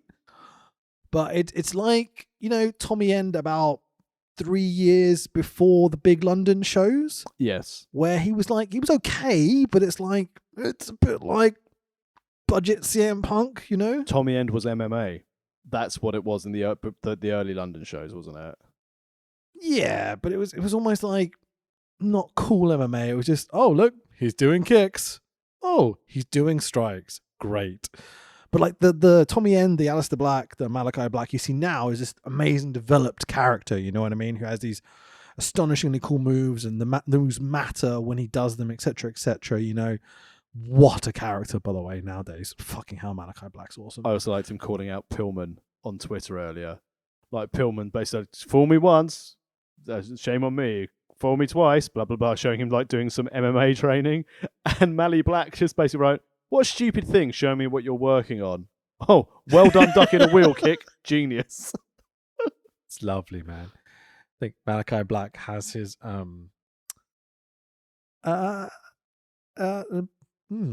don't know how to phrase this. He was mean about the place I work once, which I think was unnecessary. He was only mean about the place he worked because he had to defend his wife. Which we reported the facts about. Yeah, sure. But I tell you, but anyway, ready for a on. bold prediction quickly. Mally Black. Go on. I guarantee you. So obviously, there's the rumours that obviously Brody King will be there, but I wonder where he spit the mist into the eyes of Julia Hart, because obviously everyone who's been misted, their personality has changed slightly. So obviously Cody's now going on to the darker side. I wonder if Julia Hart is going to become part of Malachi Black's faction. Interesting. Wonder whether she's a good actress or not. She does her role well. She certainly screamed loud. The worst bit about that when the mist didn't go in her face. It's where the mist basically missed her, and it was all over Pillman's face, and Pillman wasn't selling it. I was like, could we not have pre-taped this to make sure it went okay? No, she's committed, Julia Hart. She's committed. She was like, nope. Yeah, absolutely. She did great in her role. No problem there. There's this massive problem, right? In that you've seen Muto, oh my God. Tajiri. Thank you very much. And like a few other people do the mist over the years, and they nail it every time. You know what I mean? Ali Black hasn't quite mastered doing the mist yet, and so it's like, I'm way too far away. You've barely got any on your face. Probably swallowed half of it 2 seconds ago. He needs to like talk to Triple H, get some tips. You know? I can imagine that phone call. Hi, Paul. Quick question. Yeah, I do work for that guy who keeps on shitting on your company. Don't worry about that, though. And also I did you all on contracts because I never signed an extension. So I was on my NXT 30 days. But how do you spit so far and so vastly? And then Triple H would be like, well, when I worked in Mexico. 15 minutes into this match, these lads start running some massive spots. Oh, by the way, we're talking about the match again. Yay, Triple H Tommy End. The crowd chants, feel a tad forced as the match goes on. I think they're a little bit burnt out. Boiling hot room in Southern California in May. Probably a bit tired at this point. Yeah, and they've been playing their part in the 3 matches prior, and they're wanting to give Keith Lee that big send-off, but it does seem a little bit forced. But I also wonder if, like you mentioned about the shitty Pokemon stuff, where they had to start policing the crowd themselves, I wonder if at that stage that might have dulled things down a bit, because people were doing the good chants. I mean, even like in one of the early matches when they were chanting, both these guys, like I said, it irks me a bit, but it's okay. But I wonder if at this stage people were less inclined to play their role of booing the baddie, cheering the good guy, in fear of getting shat on by the rest of the audience. So I wonder if that played a factor in any way. Absolutely. The other thing that I definitely had in the back of my head as this match was going on was, it's a bit weird that they put this relatively new guy with the established Keith Lee who's on his way out. Seems like he's going to put him over. Like straight away, I'm like, oh, we know what's happening here. It's the right thing to do, but if you had him, say, wrestling, I don't know, who's at the top of this card? Walter or Guevara. I don't want to say those names. Yeah. You have him wrestling Thatcher, for example, or Walter or someone like that, Walter. Then maybe, there's more of a chance that maybe he isn't going to just put this guy over because there's that story to tell. And, what if Keith Lee gets the win on the way out? And what if there's a swerve like they did with CM Punk and ROH back in the day when everyone thought he was on his way out and then he won the belt and you're like, what the fuck? He's got the belt. What's going to happen here, But, anyway, so huge spirit bomb, basically like a pop-up last ride. It's fucking incredible. Keith Lee gets a huge pop and a standing ovation. It's almost like he's a very impressive wrestler tag. Wonder if he's got a future in this business. Maybe Mexico with that Killer Cross bloke.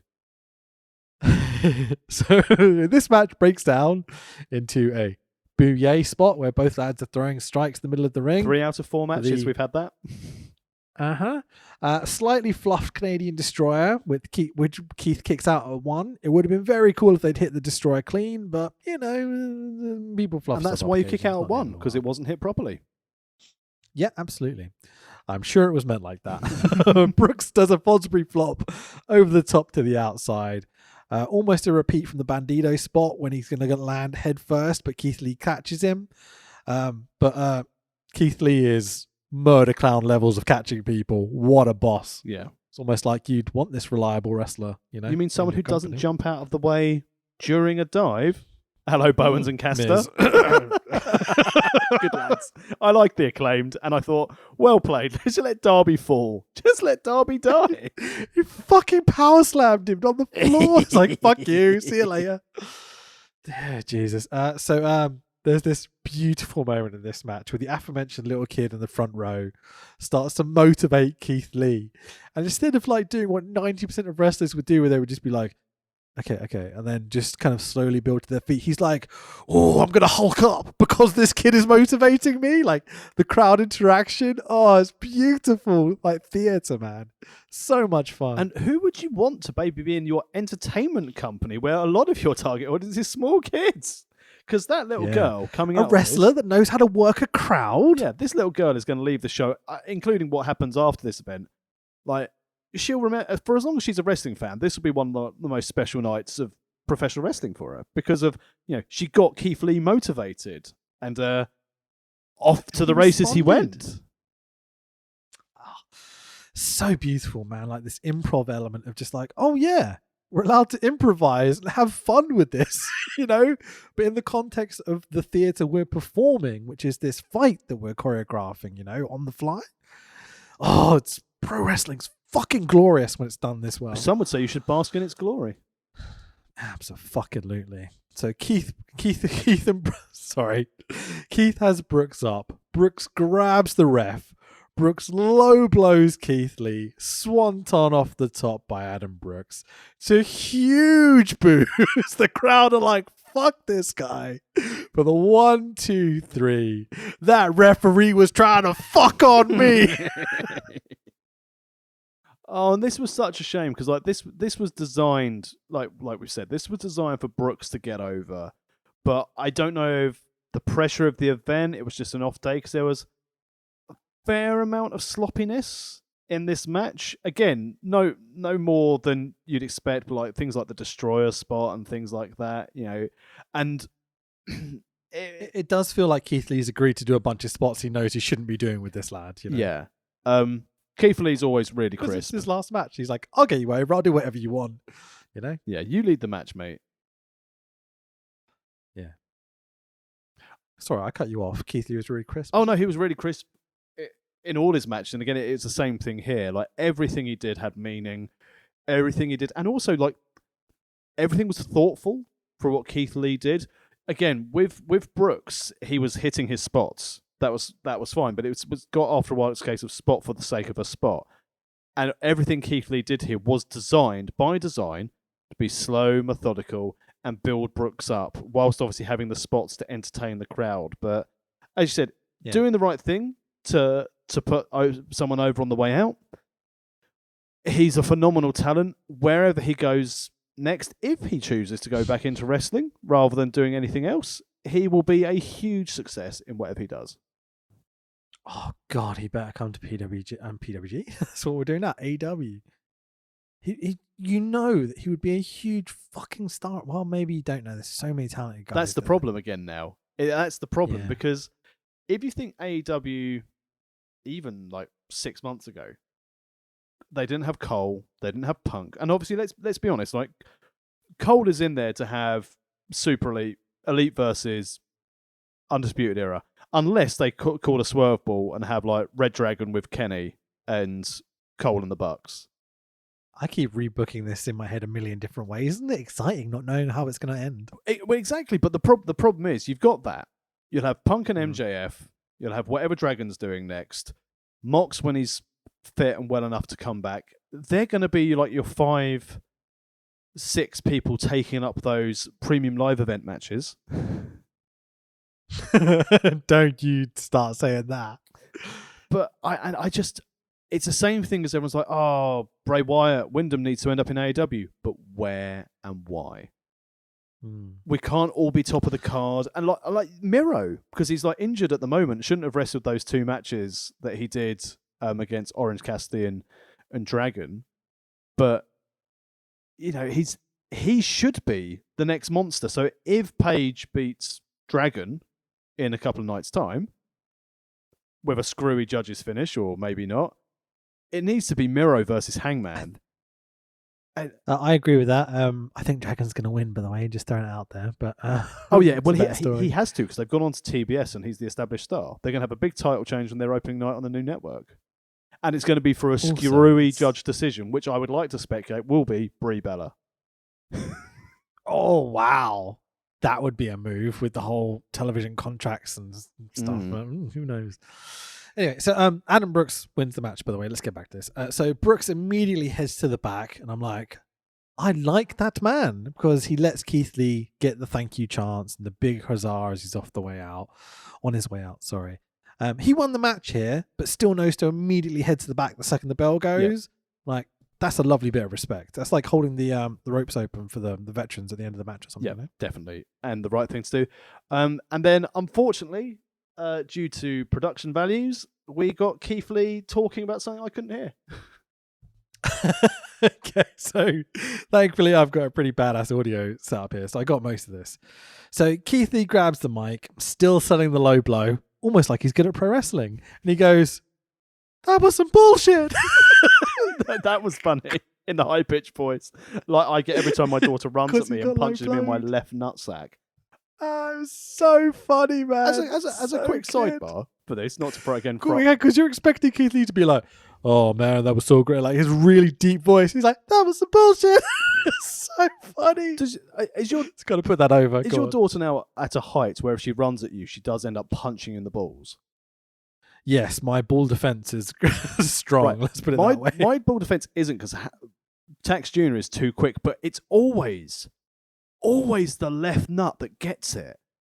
Like seriously, like Christmas Eve, she stood like at 90 degrees to me, and like put her arms out to hug me, but it was like sideways on. So one hand hit my arse, and her other hand smacks me right in the balls as she went to hug me, and I was floored. And literally, mate, like it's the left one. It's like she's got a fucking heat-seeking missile of, that's the one, stomp. That's very fun. Oh, mate. But yeah, and I can only sympathise with Keith Lee. Yeah, absolutely. So Keith Lee grabs the mic and he's putting over PWG, etc., like you would expect. And he talks about tonight for this match, he wore the first hoodie he ever wore to the ring with the Bask in his glory on the back of it. And how he was touched that PWG would name this show after him, considering it was their last show in their home kind of venue of this Reseda, California. And so he says something about Mr. Wrestling, etc. I lost that bit, but he decides to give it to the that's what it is. So he put up the hoodie for an auction, and he's kind of putting over that the money that this person who's in attendance tonight paid for this hoodie, went to feed homeless people and kids and all this sort of stuff, and all the money has pretty much gone to charity, which is a lovely, lovely touch. And this guy paid over the odds for this hoodie. And then Keith Lee calls him up to the ring, goes to give him this hoodie, and the guy, the fan who purchased this hoodie, goes, "Nah, give it to the little kid at ringside who motivated you during the match." And you're like, "Oh, that's adorable." Yeah, it's a beautiful thing. And wrestling can be good, can't it? Wrestling can be full of nice people. What a lovely moment. Yeah, absolutely beautiful. Really nice. And again, I know we've joked about it. This should have been the scene which they cut to, and WWE paid PWG for their post-WrestleMania moment when Keith Lee wins the big belt. And they go, here's him taking the bow to each guy. Taking the bow to each guy, giving the hoodie to the child in the crowd. And that could have been the case of, and that's their mainstream. That's their video. That's their My Sacrifice video for Keith Lee. Yeah. They've got that there. It's Mick Foley jumping off the roof. Yeah, that's the thing they've got. And that's a case of, we've got a global superstar here. For whatever reason, they couldn't work out what the heck to do with him. But again, as I keep saying, they are not a wrestling company. Keith Lee is a professional wrestler, and he needs to work at a wrestling company. And if I'm completely honest, I suspect we will see Keith Lee versus Moose before we see Keith Lee in AEW. I think we can find a spot from an AEW. I'm convinced. I only trust Tony Khan to book him properly at this point. I think he'd get lost in New Japan. I think they're too... I'm trying not to use the word xenophobic. But yeah, they like their Japanese guys. Let's put it that way. I just don't see struggle over there at this moment in time a place for him. But also, if I was Tony Khan, I'd be very much on the lines of WWE will not re-sign him. And based on sort of Mia Yim's comments after going, I can't imagine Keith Lee would ever go back. So he will be on the market. No, fuck that. Yeah, he'll be on the market when TK needs him. And the same thing as Bray. You know, he knows that WWE will sign him because he sells merch, but he doesn't need to go anywhere yet because I'm pretty sure, from a Bray Wyatt standpoint, he's got money. But from a Keith Lee standpoint, you know, he had his NXT contract. I don't know how much money he would have been on, but I get the impression from Keith Lee being so down to earth, I don't think he's the sort of person who needs millions and millions of dollars to live an extravagant lifestyle. I think he's very happy with his soon-to-be wife. Obviously, you get the impression, you never know, but you get the impression he's very happy with his lifestyle that he has, and he's just grateful to have survived his health battles last year and ready to go for whatever the next chapter is and allowed to gracefully have a grey beard again. So fair play to Keith Lee. Absolutely. Right, I completely agree with you. Love Keith Lee. Hope all the best for him. Really, really do. We've got quite a lot to get through. We've gone quite long and it's getting quite late and I don't want to wake up my kids. So can we smash through these last bits? Yeah, right? I mean, we've got 3 matches left, and to be fair, like, you've got Jonah Rock, who was Bronson Reed in NXT against Timothy Thatcher, currently in NXT, but I very much doubt he'll be there for much longer. This is just... What a match! Oh my God. This, to me, was match of the night. With, again, everyone loves a Fujiwara armbar. Yeah, absolutely. My God, the bell rings, Timmy blocks a strike, throws one of his own, but Jonah uses his slice to squash Thatcher with a crossbody. Like, that is the story here. It's Jonah is constantly trying to, like, squash Tim, and Tim is using his striking. Like, I'm going to be honest, mate, I think Thatcher might be really fucking good at pro wrestling. Like, one of the very best. He is good, and wouldn't it be nice in an arena of professional wrestling to see Thatcher versus Cesaro? Mate, I'm going to be totally honest. I think Thatcher might be in that Kurt Angle, Chris Benoit, Eddie Guerrero grade. I think he's that good. I would agree with you. And the thing is as well, like, he's always been in Walter's shadow. Like, he's never been the main focus of anything. Because when it was always like him and Thatcher for ring camp, but it was always Walter. Thatcher was always like the noble deputy. Even when we saw that match at Ali Pali, which was it Thatcher, Walter, and Riddle, the 3-way. Like, even in that match, everyone was like, "Oh, look at Walter do the chops," but Thatcher just bossed that, and he did in this match. You know, again, no disrespect to Jonah Rock, but Thatcher makes this match, and again, he's got a fantastic dance partner in Jonah Rock. Yeah. And, again, who doesn't love a fucking big lad frog splash for the end? Yeah. Mate, just to give a shout out to Jonah going all big dog halfway through the match and wanking off his fist and going, "Wah!" Yes, spear and Superman punch. Totally in, mate. Really, really fun. Insanely great match. Solid heel face. Really good selling. Like, unbelievably good selling. Particularly on Thatcher's part. Always, like, the body part that was hurt earlier is the bit he's selling. Like, fuck, he's good. They stuck with the size against kind of like, you know, technique and aggression story. Like, they really, really went with it. Swift reversals, persistence of trying to get that Fujiwara over and over and over again. Like, really big fight feel for this match when it's 2 guys that have like almost no story, and I definitely don't know the backstory. Like, for them to get me this invested by the end of it, fucking incredible. Again, finishes with the biggest frog splash I've ever fucking seen from Jonah Rock off the top. Finally squashes Thatcher, the bit he was trying to do right from the beginning of the match. Incredible storytelling. 1, 2, 3, winners Jonah Rock. Yeah, my match of the night. Really, really good. Miles. Again, big lad wrestling. Really fun. It's amazing it makes Keith Lee's match look like the Let Me Down match, just to warm down the crowd for this. And again, astonishing, isn't it? but I'm very much aware that we are pushed for time, so don't worry. Our next match is Matt Riddle versus the shit in your sandwich, your female wrestler's hated wrestler, the Jewish Canon. We'll keep that one in because that's absolutely fine. The physical embodiment of a shithead. The most dickish man in professional wrestling. The Bernie Sanders of professional wrestling. The worst of the worst. Mr. Americana. Davey Prickfaced. The circumcised saviour. The 104-worded shitty apologised man. The main event. He's no longer that active on Twitter.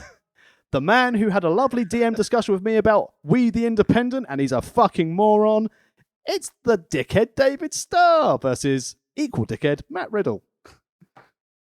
Yeah, I can't believe David Starr's actually activated his Twitter again. What a cunt. I spoke to you when we did this show, and we're like, just so you know, there's at least one person on this show which was very involved in the speaking out movement. I thought there was going to be a couple more because PWG, obviously, like a lot of these American indies, have used a couple of these guys. Probably unknowingly, you'd like to think. Who knows? But like, yeah, fuck, man. David Starr wasn't just a bit of a dick to his girlfriends. There's some real horrible accusations out there, which, yeah, fuck that guy from what I can tell. Yeah, and like we said before, it's not because we're pushed for time for this match, but this... I don't want to talk about this fucking match. No, it was a match on the card. If you're interested in either of these wrestlers, go and watch it. Matt Riddle likes to not wear shoes and has suplex. Again, I think another company were involved in the speaking out movement. So we're just going to gloss over and go on to what type of match is it, Rich? So, it's the time for your main event of the evening, the PWG World Championship match of your current champion, Volta, versus AW standout and pillar of the company. I'm not sure about these pillar terms. Sammy Guevara. When I saw this, I'm like, right, I was like, go on.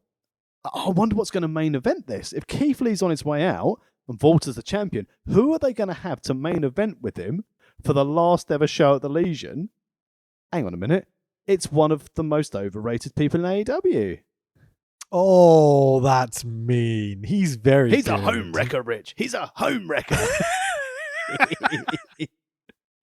And worst part of it. Okay. Hey, no need for accusations. Nothing's going on. Happy New Year, Tay-Tay. Can't get in the way of true love. That's I jest and I joke. You can't get in the way of true love. I'm not gonna lie. The timing was So awful. bad. The proposal on TV, like that looks horrific. But at the same time, like when you saw those two people, were you a bit like, "Wait, huh?" That sounds so mean. But reality, Yeah, and also I'll if I was dating Kim Basinger, you'd probably be like, "Wait, what?" I'd say I always knew he was rich. Sorry. I like to use the Kim Basinger as that example every time because it's just a funny name to say. Kim Basinger. Oh, Kim Basinger. Yeah, Americans. But like Sammy Guevara here, he looks bigger. He looks broader and bulkier than he does now in AEW. So it looked like before he got to AEW, he was like, his shoulders were really stocky at this stage. And it seems like he was, I don't know if it, like his body form, he was like trying to bulk out. Body form for you. Sorry, couldn't help it. But yeah, it's someone just turned off the podcast because I did that. I guarantee it. But it's an odd main event. I know, like that Excalibur put over on commentary, like this is part of the story into leading this into like Volta's first title defense. But I've never been bought in by Sammy Guevara. I don't know, but this is classic PWG. It's we've got a fucking awesome champion. Who should we give a shot to? And it's like trying to give people chances. They were the first guy to give Roderick Strong the belt. They were the first guy to give Kyle O'Reilly the belt. They were the first guy to give Kevin Steen, Super Dragon, El Generico. This PWG is the guys that go, we see something in this person, push them to the moon. And you may not like it or whatever, but like they obviously saw something in Sammy Guevara that Tony Khan sees in Sammy Guevara, and I trust Tony Khan, if I'm totally honest. Yeah, I said it's maybe it's something for me that I don't get the character work. Maybe it's because I'm too old to understand like the sign stuff, which is essentially a rip off of everything from Love Actually, where he stands up on site during the ads and holds up the words and stuff like that. It's free promo time with the picture in picture. Obviously, it's I understand the concept. It's one little thing with me as well. And at this point in his career with his PWG show, he's heel Sammy, and in his kind of I like pandas phase, which is a bit like, okay, cool. I think it's something to do with his heritage or whatever. But what, raised by pandas? I think more like he has an Asian background. There's the WWE Latino My background? Sacrifice storyline where Sammy being raised by pandas. Raised by the pandas. There's Dixie in the background being like, that one, shoot that one. Sammy Guevara saved his dad from getting shot in the power plant, and then they see him birthed in the cave of Anchorman with Ling Wan the panda. Sarge with Sammy in one headlock and a panda in the other, be like, and that comment is probably more entertaining this whole match, unfortunately. oh, you're mean. I like this match. I thought it was fun. Can we talk about the PWG belt? Oh, yeah. It's absolutely beautiful on the kind of like green leather, because Gorilla is spelled Guerilla, by the way. Gorilla? Yeah, that's how you spell it. Like guerrilla warfare rather than like gorillas the animal. But like the plate on the side is broken, but it's not repaired, and I'm like, oh, it's so punk rock. I love it. Well, belts are expensive. We know this. Yeah, absolutely. Rick Knox is refereeing tonight, gets a lovely pop, his return to refereeing. He's obviously AEW bound at this point, and so he's working for them. So he's kind of doing stuff with PWG, but it's very much relaxed compared to, he used to referee almost every match on the card some nights. Keep the budget low. That's what I like. Yeah, also very, very good. There was a great bit of PWG where every single Young Bucks match, they would super kick Rick Knox at some point in the match. It was one of my favorite stories ever, because they never let you down. Every single match, they would always super kick Rick Knox. It's like, this is so good. So the match starts with Sammy bailing to the outside multiple times to avoid eating a Walter chop. Oh, Jesus Christ. So Sammy gives Walter a chop, and Walter literally looks down at Sammy, and it's like, you're joking, right? It's so much fun. So Walter sets Sammy up to do the same, give him the big chop, and the crowd go nuts anticipating this chop. The simple method of getting a pop for anticipating a simple strike, that's quite a special thing to achieve. There's no doubting that Walters, again, should be a huge star. But, he was jobbed out in Survivor Series a couple of years ago. Part of the NXT team. Well, you see, Tax, he's got a funny accent, so therefore can't be a successful wrestler. Hang on, wait a second though, but he doesn't have a funny enough accent so he can be the real evil foreign heel. He doesn't have any form of like he doesn't look evil at all. Could we have him in a Dusty scenario? That's what Vince would say. It's like, can we have him in Desert Storm? Well, no, because he's from Europe. He's a rugby player. No, that was Cesaro. When you said Dusty scenario, I was like, polka dots. For the sake of lawsuits, yes, that's exactly what I was saying. Fuck, man. I bet you £1 million Vince at some point has looked at him and thought of a stupid, silly gimmick and been like, what if? We've got Happy Corbin, Madcap Moss, and Lederhosen Larry. What a trio. Wacky Walter. Wacky Walter. Lederhosen Larry is great. Fuck. Oktoberfest Oscar? I don't know how many, go on. Oktoberfest. Sammy of... So this whole match is basically Sammy avoiding Walter's big chop and Walter building to the chop. Yeah, did I mean to say that? There's a lot of bi things I am, but bilingual isn't one of them. Oh, brilliant. Oh, I love that Triple H quote. It's one of my favourite lines. Anyway, so basically the moment where Walter actually lands the chop is just like, oh I killed him. It's so Sammy loud. sold it beautifully. I mean, I say Sammy sold it. Sammy took it. Yeah, like that is a legit ow face on him. Like the one on the outside in front of the fans where Sammy turns to the camera and it's just like, I'm gonna need a minute. It's just legit. He's just having the shit kicked out of him, and it's beautiful to watch, man. I love it. Yeah, the problem with me for this, and again from a What do you mean? They did the Fresh Prince of Bel-Air spot when he threw him through the curtain. okay, that was funny, but the whole premise of a title match in the main event of your show, there was no way Sammy was winning this. So already, this is very much what's the term I'm looking for? Where a TV show just pleases. It's fan service. It's Volta beating the shit out of a kid no one likes. You know? I mean, I'd agree with that. Yeah, definitely at this point in his career, I think Sammy's very, very good. I'm surprised to hear you don't like him as much nowadays. Nowadays, I mean, this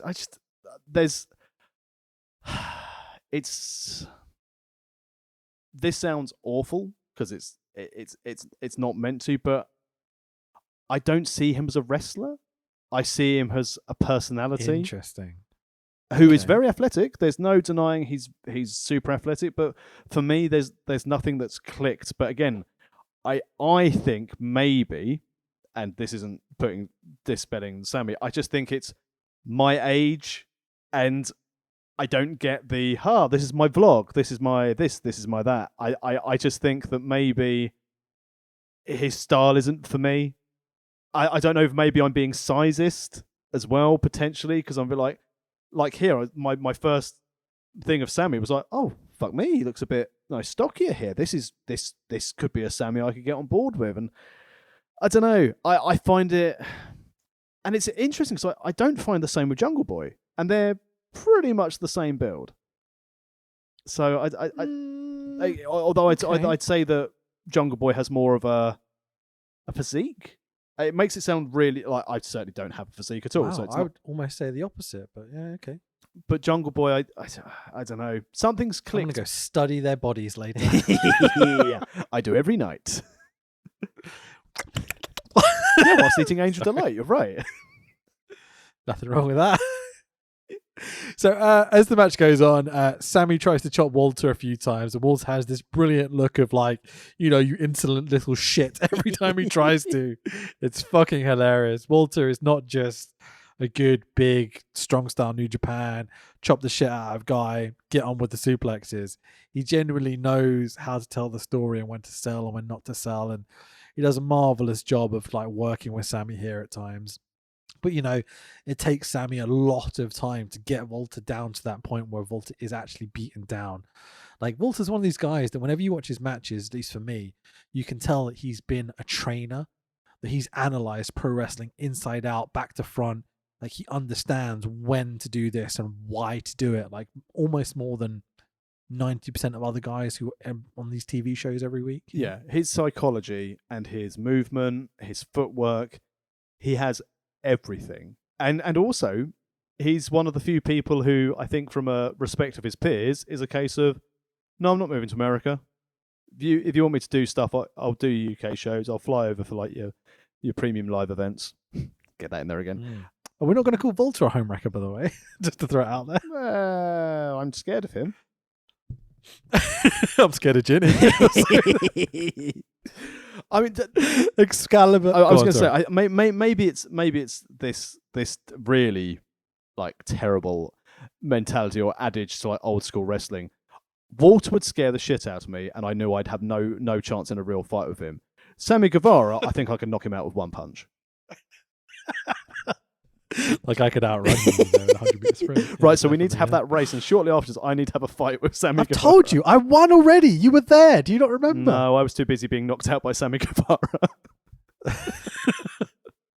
So, in reference to Walter, Excalibur, who we haven't talked about much in terms of his commentary. Oh my lord, this sums up how good, like with language, I think Excalibur is. He phrases it like this: the crowd reacts in abject terror every time Walter lands a chop, a visceral, emotional response. Beautiful.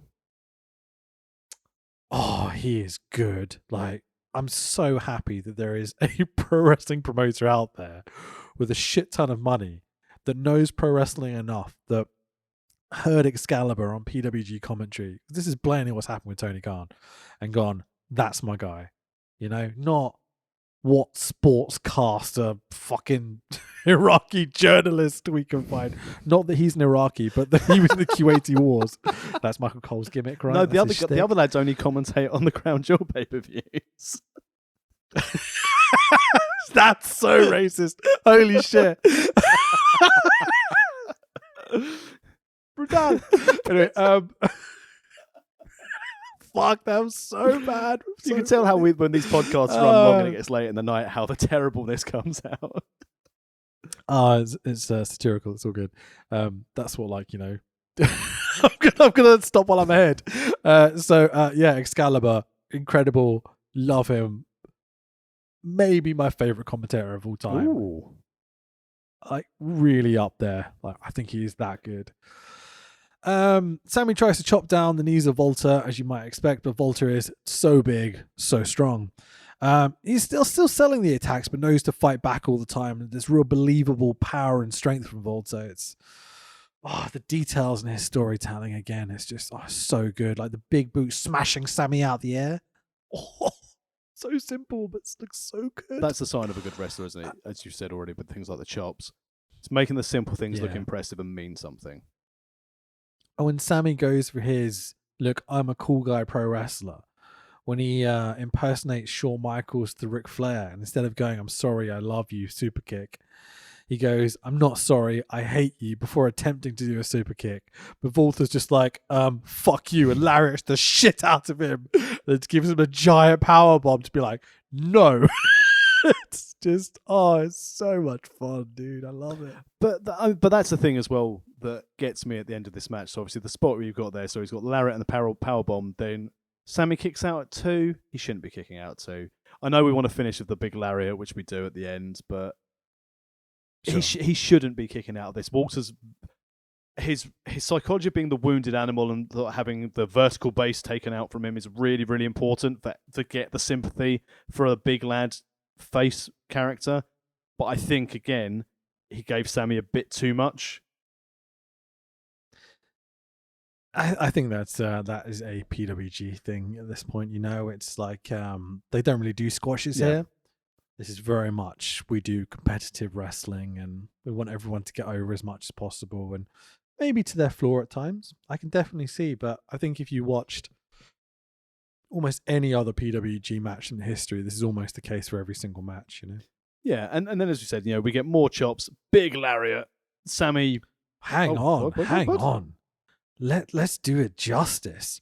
Wrist capture, giant chops, Sammy cannot escape. And then Volta doesn't do like a big, you know, Kabashi style running or throw against the ropes, big lariat. He literally stands fucking still. No bullshit running for Volta. Lariats the fuck out of Sammy, who's also standing still for the 1, 2, 3. It's glorious, man. Fucking so good. And the good thing about this big lariat at the end, it's I assume Sammy is selling, but there's so much believability in Walter. I think he did legitimately turn him inside out. Yeah, the fact he doesn't like push him against the ropes, then lariat him, or run the ropes to then lariat him. He literally just stands there and is like, yeah, fuck you. Bang! Destroys this kid. It's glorious pro wrestling, man. Your winner and still Pro Wrestling Guerrilla World Champion, Volta. He had an incredible run with this belt. I saw a couple of matches here and there when they moved to the new venue. And Volta, just the best, man. Really, really good. For my first experience of PWG, I loved this show. This was great. And I know that there are people on here who, again, we won't cover in detail. Obviously, I watched the match, but I wasn't impressed because obviously it's poisoned by anything else. And to be fair, I wasn't impressed with their match anyway. But start to finish, I thought their match was a bit shit. Start to finish, there were bits in every match other than the match with the Wrong'uns, and there were bits in the match that I liked, whether it be Bandido trying to kill Robbie Eagles with the breakdance suplex, the opening match between Bateman and Brown, even though there were no unknowns, it was a beautiful opening wrestling match. The little bits that you had in Ray Horus and Jake Atlas. Sorry, I got my suplexes wrong. I was getting too excited earlier. But yeah, Ray Horus and Jake Atlas was fantastic. Keith Lee, even just having the moment of the crowd going, nah, give it to the little girl, as well as Keith Lee being an insanely good professional wrestler. Start to finish, 2 hours, 15 minutes. Yeah, lovely. Watched it all in one go. Haven't been able to do that for a wrestling show for a very long time. Really enjoyable. Great setting. Really enjoyed it. And I'd happily pay money for PWG DVDs in the future. I would happily watch PWG. And I'm going to go out on a limb and give this 4 cornflakes. Yep, absolutely agree. It would be 5 if it had, not the wrong uns, and it maybe had, a tag match or something, because I like tag team wrestling. But this is an easy 4, very, very close to a 5. The caliber of wrestling is outstanding. I love the unique concepts of Pro Wrestling Guerrilla, and it is what it is. It will never change. That's fucking brilliant. They don't need to do anything else or anything more. They've now got a better venue they use regularly, and I think they tour the show around a little bit in Southern California. I'm not entirely sure. I've been out of touch a little bit over the last few years, but much like with watching New Japan at the moment, every time I come back to one of these shows, I'm like, God, I should watch more of this. And then, I do sometimes I don't fall out of it. It's very hard to keep track of when there's no streaming service, especially for an American company and us being Brits and stuff. Having to order DVDs and stuff. Honestly, is a pain in the ass. It feels a bit archaic at this point. I know we've run quite long, but I will ask this because obviously I mentioned this last week with the ROH tape library, and I know our AW Plus subscriptions are going up to $6.99 rather than the $4.99 at the moment. But then you get your $2 fight credit every month and an old pay-per-view, etc. Do you think... Cool. My boss pays for mine, so sorry about that. Do you think, potentially, due to obviously Excalibur's work with AEW, if they were to go back and start having a streaming service themselves, do you think maybe if it's available for sale, do you think the PWG back catalogue would be something TK would be interested in? Maybe. I think with Excalibur and the other people that own the company, I think the people that still own the company include, I would say, Super Dragon, Excalibur,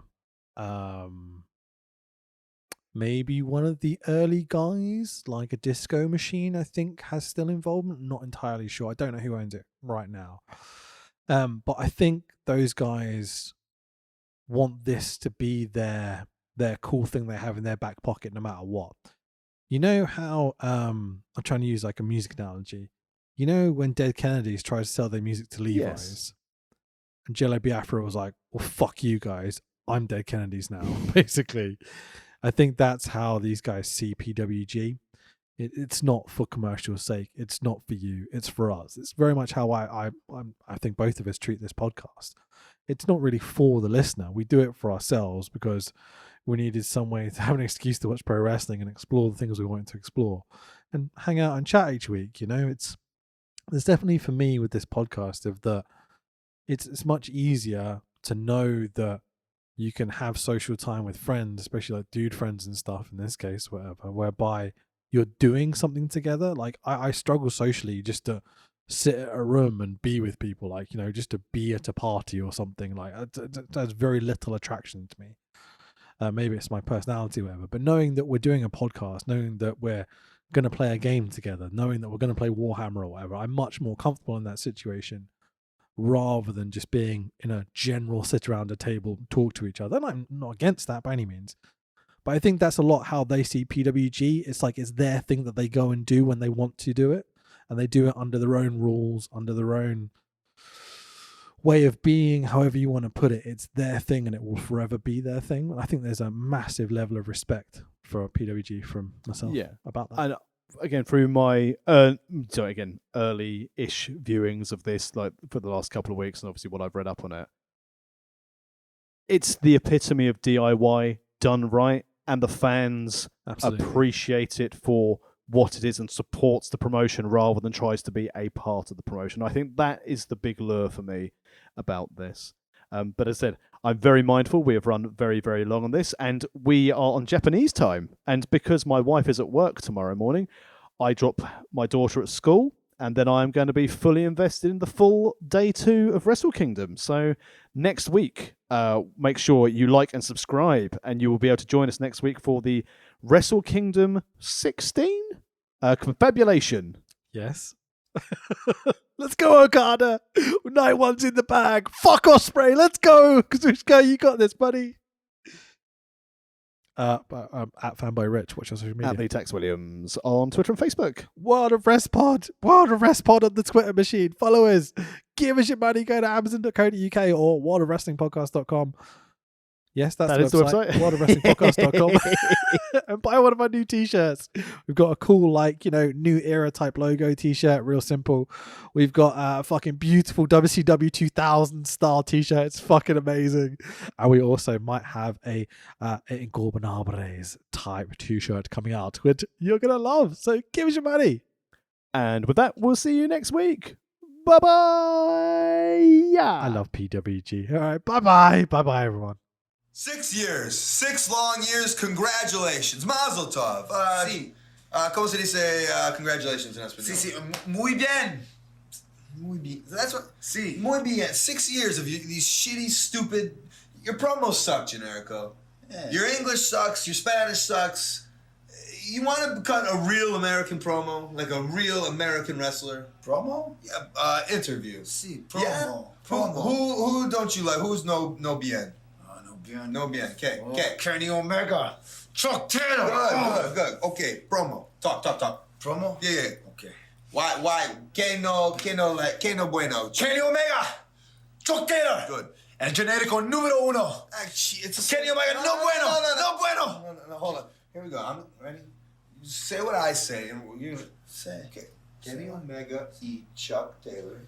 Kenny Omega y Chuck Taylor. I want to piss in your boots. I want to piss in your boots. And your ears. And your ears. Good. I want to eat your children. I ain't children. I want to eat your children. Que no comprendo I children. Children. Que? Go say. I ain't children. Like a buffet. Like buffet.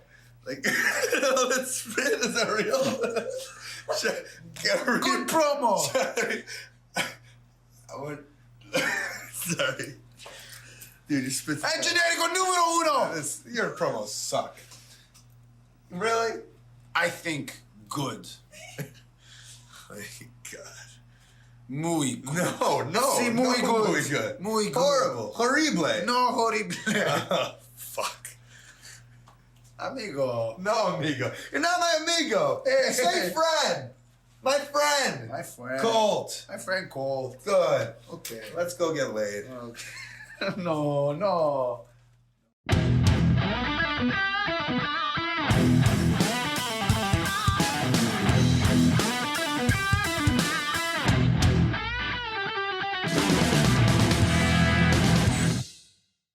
The louder you guys are, the better the wrestlers will perform for you tonight. And that's why I kicked your leg out of your leg. We're tough. We can take it, baby. You got to penetrate in the back, baby. Oh, I can see what you're talking. Wait just a minute. Bonito!